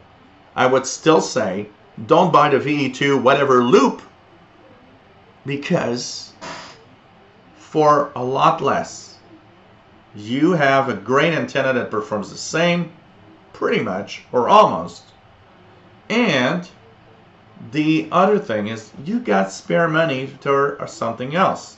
So you can actually get that MLA30 from China and buy a new radio if you want. That's the idea behind it. I'm tired of people always wanting to bash or go nuts, and I'm getting that shit for the past 2 weeks. Tons of it. You guys should see my email. I should post all the emails I got on my shortwave stuff on the channel and say, look at the crap I'm getting every day. I wake up in the morning and that's the first thing I see when I take a cup of coffee. And you know what? Here, what I want is just buy whatever you want. You want to spend $500 on a W6LVP? Fine. Get it. And you know what? Be happy. It works great. It works great. You can see it. It works great. And the thing is, if that's what you want, that's what you want. And be happy. Okay? Somebody asked me the other day, says, aren't you a little frustrated of having paid $500 on a W6LVP when you see that $50 loop actually does a good job? Well, no, I'm not, and I'll tell you guys why. Of course I would have kept that money and bought something else. You know what? I could have taken that money and purchased a C Crane shortwave skywave radio and tested out. But here's the thing. It gives more importance to my review, because you can test an MLA30 and say, wow, it's an amazing loop. But if you can't test it with another loop that's more expensive, a Walbrook or the W6LVP, maybe you'll have doubts. Maybe you'll say, well, oh, if that MLA30 at $50 is good, that Walbrook or that W6LVP must be even better. Which, there's a logical reasoning behind it, because you think I spend more money, it must be better. W6LVP loop is much bigger. I would, in my head, think, oh, maybe it's better. The loop's bigger. It's more expensive, maybe it's better. So I'm happy to have the W6LVP, honestly. I spent $500 on it. Yes, a lot of money. But it will give more power to that MLA30 review. Because everybody on the channel here are going to see, you know, the guys tested it with a loop that's supposed to be one of the top loops out there. And yeah, you know what? Just for that, I'm actually happy, because I compare a very expensive loop with a Chinese loop that, I'm sorry, it's decently made. And you know what? It performs great. I posted my battle of the loop videos. A lot of you have seen them. I've had a lot of comments. Actually, I was looking on my email. I've got tons of comments since this afternoon. And So you guys see for real the performance of both, which is amazing. And I'm happy to do these videos and compare all of that. It's kind of cool. And it's kind of cool to see how, you know, a loop from China that is inexpensive just does a great job, and that's it, you know. Joey D says, just like religion and politics, too many folks try to impress upon other people what they feel is good or not good. Absolutely. Absolutely. WF7I, I just have fun with the hobby on my terms, not what someone else's tells I need to do. Yeah, absolutely. That's it. Gordy Barn, nice to have you here. Says China actually makes better quality products at lower price than what you would buy in the US. You know, let's be fair, there are some products of certain quality, because, you know, there are some things you need to pay the price for. There are things that, yes, you got to pay that higher price. Yes, there's junk coming out of China. Absolutely. China still has tons of junk. But in the schemes of things, what is well done in China is actually very well done. And in almost everything that we buy today is now made there. You know, very little, even higher end radios now are actually made in China. So, you know, with of course a minimum of quality control. So there's some junk, absolutely. But there's some really good stuff also that's coming out of there. Danny Shortwave, Radio DX, can't wait to compare the MLA30 against the MFJ 1886 loop. I hope it outperforms the MFJ 1886. Well, I can't wait to see that, and I think it's going to be a lot of fun to see, and it's fun to test out this cheaper antenna with much more expensive stuff. WF7I Ombro, there are best practices in electronics, but most of us are not trying to be professional engineers. We're just having fun with it. Absolutely. I'm not pretending to be any you know, a guru or anything. I'm not pretending to be or know anything. You know, one of the comments I had today was, well, you know, that's not a good test the way you're doing it, and unplugging and plugging the other antenna and blah, blah, blah. You should compare the... Hey, you know what? I don't care, okay? I totally understand that there are way better ways of testing stuff. You can have a million test equipment of all sorts and tell me this is how you test an antenna. Fine. But you know what? I think my tests are damn good. Yeah, I do unscrew and screw the wire of the other antenna. And so what? Does it give that test less of an importance? No. You know what? You use your ears, you have the visuals of the SDR, you have all that is needed as a human being watching a radio signal, listening to a radio signal as I switch one antenna to the other. I don't care the dB, I don't care the S units, I don't care the signal to noise ratio, I don't care the... Just listen, just watch. What do you think? And I think you already have a pretty good answer. And there's a lot of people that actually just said one thing. Very simple thing. Even if on some frequencies, for example, when I did the test this afternoon on 17530, and that I was expecting the result because I had read on a few posts and I've seen on a few tests that the MLA30 is just not as good on 17 megahertz. So when I saw that weak VOA signal on 17530, I said, okay, that's the occasion to test it. Indeed, the W6LVP loop did get that signal better. But apart from that result on a weak signal on 17 megahertz, I don't think on any other frequency you can justify, honestly, you cannot justify spending $500 versus 50. On almost every other frequency, one of the comments that came back regularly was, you know what? It's the W6LVP is not worth the extra money. MLA30 is fun. And that's the thing. If there was 20 bucks difference, I would say, well, okay, with some of the results, maybe you should get a W6LVP. But with the results I'm getting on the videos that I do, I mean, come on. It's not worth it to spend 10 times more money on the other loop.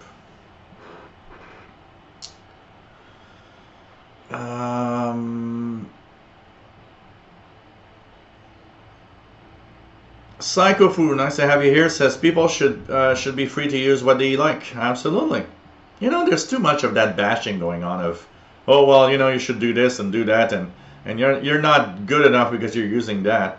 You know, I'd rather have somebody using a $50 radio that he uses every day and has fun with than somebody that has, and I mean, there's a lot of those out there, by the way, that have $1,000 radios that they use almost never. So, okay, you got a $2,000 radio in front of your face that you use twice a year. Yeah, but that guy has a $50 radio he uses every day. That guy is more interesting to me.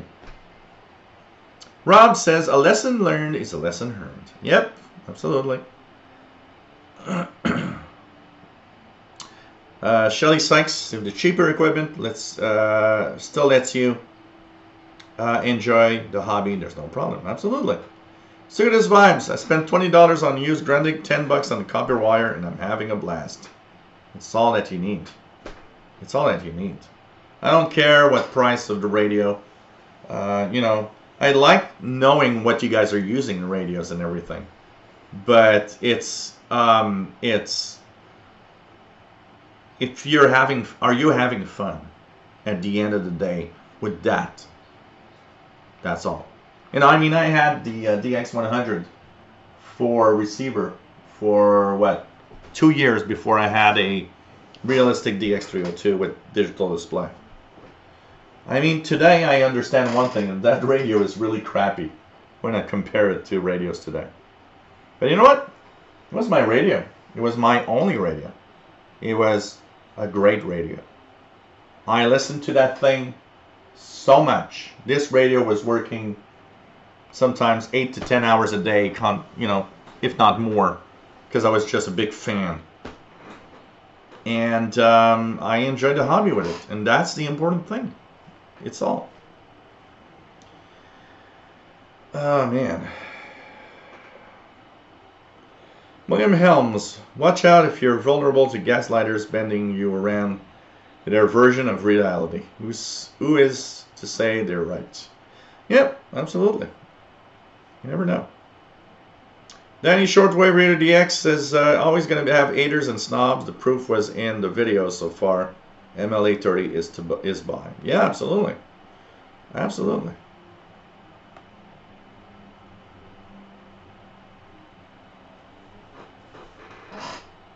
CJ, you know, there's a lot of weird people out there. I can tell you that. Oh, man. Yeah, I know. You know, Joey D, I have a friend of mine that... Now, I understand that there are some qualities. And, I mean, I have a friend of mine that has a $30,000 hi-fi system. Tube. And you know, with the turntable and everything. And the guy spent a huge amount of money on the best cables around. And you know what? Yeah, his sound system sounds great, and you know, I'm not an audiophile enough to really speak of that. But still, there's a limit, I think, to what you just can hear. And there are things that he done and said that I just don't agree with. I'm like, yeah, no, that's not logical. You know? Sometimes you got to be careful And I mean, and I don't want to bash anybody that has a very expensive hi-fi system here, because yeah, it's for sure that $30,000 system is probably of better quality, sound quality, from my $1,000 Fisher hi-fi here.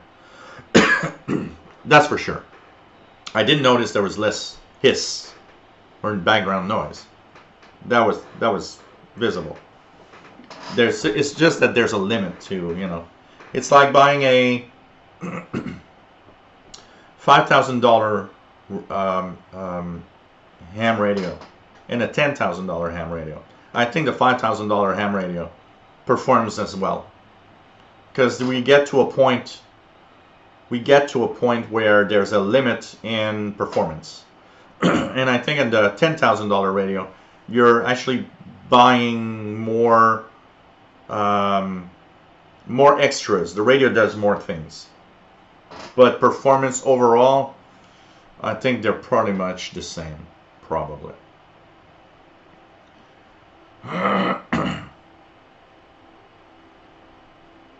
William Helms says, I'm a nice guy wanting to be good for everyone, as well myself, taking advantage of a lot. Yeah, good people often, that happens. Sheldon Harvey, nice to have you here, my friend. Bonjour, hi. We'll say it, maybe someday some government will say that I can't say bonjour, hi, and I'll get a copyright strike or some kind of strike on YouTube, because I said bonjour, hi in Quebec. Maybe that could happen. Anyways, long story. We're not gonna go. We're not gonna go far in there. Ah, man. What else do we have? C-Strut90 says, I value all the info you put out. It has been super helpful for someone like me just getting into shortwave. Thanks a lot and keep up the great work. Well, thanks so much. Thanks so much. And I'm here to do the simple things. Danny Shortwave Radio DX says, yep, the W6LVP didn't blow away the MLA30 on those videos. So hell no, I wouldn't buy the W6LVP now. Hey, voila. I wouldn't either. I had known. Frank says, I thought the topic was radio propagation. Yeah, well, we did a lot about it, radio propagation, in the past 2 hours. So now we're kind of diverting into other things. Solar flux is mid-60s, absolutely. It's lower in the low part of solar activity right now. So lower frequencies are going to be used. Yeah, as Sheldon is mentioning, the October 2019 CIDX Messenger is out. And if you guys want to have a sneak peek at what it looks like on the cover, here it is. Here it is. Let me just go to my files. I've changed the system in here and I'm all messed up as to where is everything. Okay, file manager. So, the messenger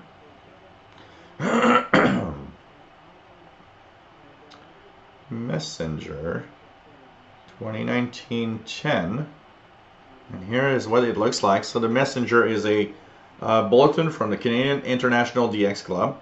It is a very well made out bulletin.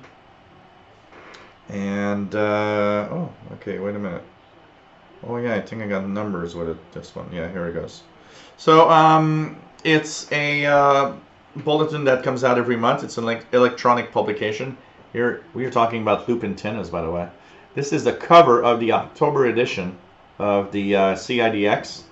So you guys can see what we have in here in columns and so on. And this is a very nice publication. There's a lot of stuff in here to check out. So you know what? Look at that. Look at all the information, the logs. There's a very interesting column. There's Arctic DX, all sorts of stuff in here that could be interesting. There's even a guy that makes the world of utilities Yeah, that's a great guy, by the way. It's me. So, anyways, a great publication, and it is a electronic bulletin you get every month, and it is the Canadian International DX Club. It might sound Canadian, but it's for everybody around the world. You have technical topics, you have logs, you have medium wave stuff, amateur radio stuff, gear stuff, amateur radio stuff, utility stuff. You got so much information in there, and it's a great publication. And you can actually ask for a sample copy to cidxclub@yahoo.com. If you do decide, and ask only once, please. And if you do decide to actually join, well, $10 per year or $25 for 3 years. It's really not expensive. And it's a great little bulletin to get that you'll read every month and have tons of information around. Terry Cook, Emily 30, says will generate new competition by other manufacturers. Probably. That'll be fun. That'll be fun to have actually tons of other cheap loops that we could test out. You know? Rufus Newt says, no such thing as good enough in DX. We do as we can and enjoy it. Yep. William Moser, nice to have you here. Frank, I built a crystal set when I was a kid and it accidentally received the shortwave stations I was playing with inductors. That was a blast. Cool. That's cool, actually, you know. That's the fun part of playing around and learning, because we get all surprised and why does it do that? And then you want to learn, why did it do that when I actually tweaked here or touched that, you know? David Green says, the MLA30 saved my shortwave interest in budget. It's not necessarily organic and glass fed with locally sourced element minerals, but it works. Yep. WF7i, I wouldn't say you have to use the SNR or signal noise ratio on your radio to compare antenna performance. But since the data is there, it makes it easy to compare. Yeah, absolutely. I understand that, WF7i. Totally understand that. CJ says, I won't deny that the math checks out and he's plenty pleased, so I can see why you would. WF7I says, it seemed clear even by ear that the MLA loop was a good or better on all bands, except as you said, 17 megahertz. Yep. Mark Elford, nice to have you here. David Green says, I came on a mission tonight to ask one question that I almost forgot. Okay, is it possible to hear anything from Russia? I never heard anything on any frequency beside the occasional Russian service. Ah, that's interesting. Okay. From Russia, what can you hear? So, what did I hear from Russia? Let's reverse the question. Let's reverse engineer. What did I hear from Russia in the past? Say in the past, this year. Okay. So, if you're talking of international or in some kind of broadcaster, Russia does not have an international broadcaster anymore. That said, there are tons of signals coming out of Russia, but the signals coming out of Russia are utilities, number stations, stuff like that, and amateur radio, of course. So if you're thinking of some international or some broadcaster, there really isn't anything coming out of Russia on that side. Just before I came live, 4625 upper sideband, the buzzer was actually making it, and that comes from Russia. There's a time signal station, RWM, on 4996, 9996, and 14996. CW that I hear quite regularly. There's some number stations. If you go to preom.org, you will see that there's quite a lot of activity on the number station side of Russia. So, and of course you'll have amateur radio, you'll have Russian Navy. There was a nice article a couple of months back about Russian Navy that is very active on different parts of the shortwave spectrum. If you have a single sideband radio, of course. So that's pretty much what you'll have coming out of Russia now. no broadcaster per se is on the internet anymore. William Moser, have I tried the new C Crane? I've not tried anything by C Crane, actually, honestly. On Popcom says your antenna tests are a great example of the law of diminishing returns. William Helm, $60 into my system, the best thrift store finds, and you know, like I say, it's whatever you have. If you use it and you're happy, it's all that counts, honestly. Ray Lyle's getting the buzzer here tonight. It's faint, but can make it out. When I can hear that, I know winter is coming. Yeah, I heard it before. I just tried. Well, I am on the frequency right now, and I'm not hearing it.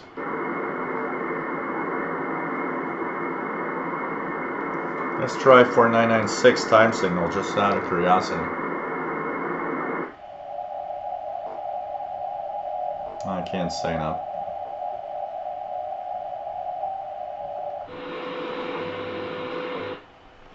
$5,000. Let's try. Since I got the W6 LVP loop on this DX100, let's try 5 MHz WWV.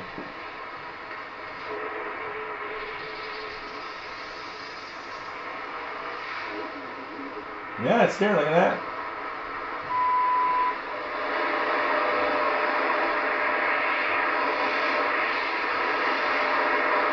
That's WWV on 5 MHz on the realistic DX100. It's not very strong, but it's there.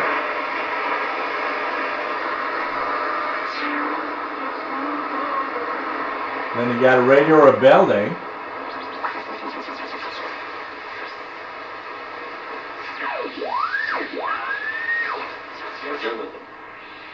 Hi, man. Mike in Nevada. Thanks for the call.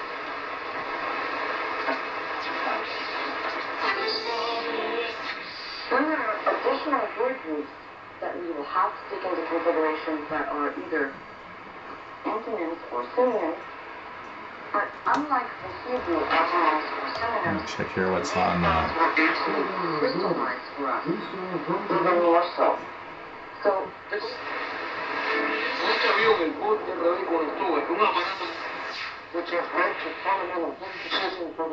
Radio Havana Cuba on 6,000 kilohertz with distorted audio. From an African-American perspective, formulated by Dr. Martin Luther King Jr. and Malcolm X.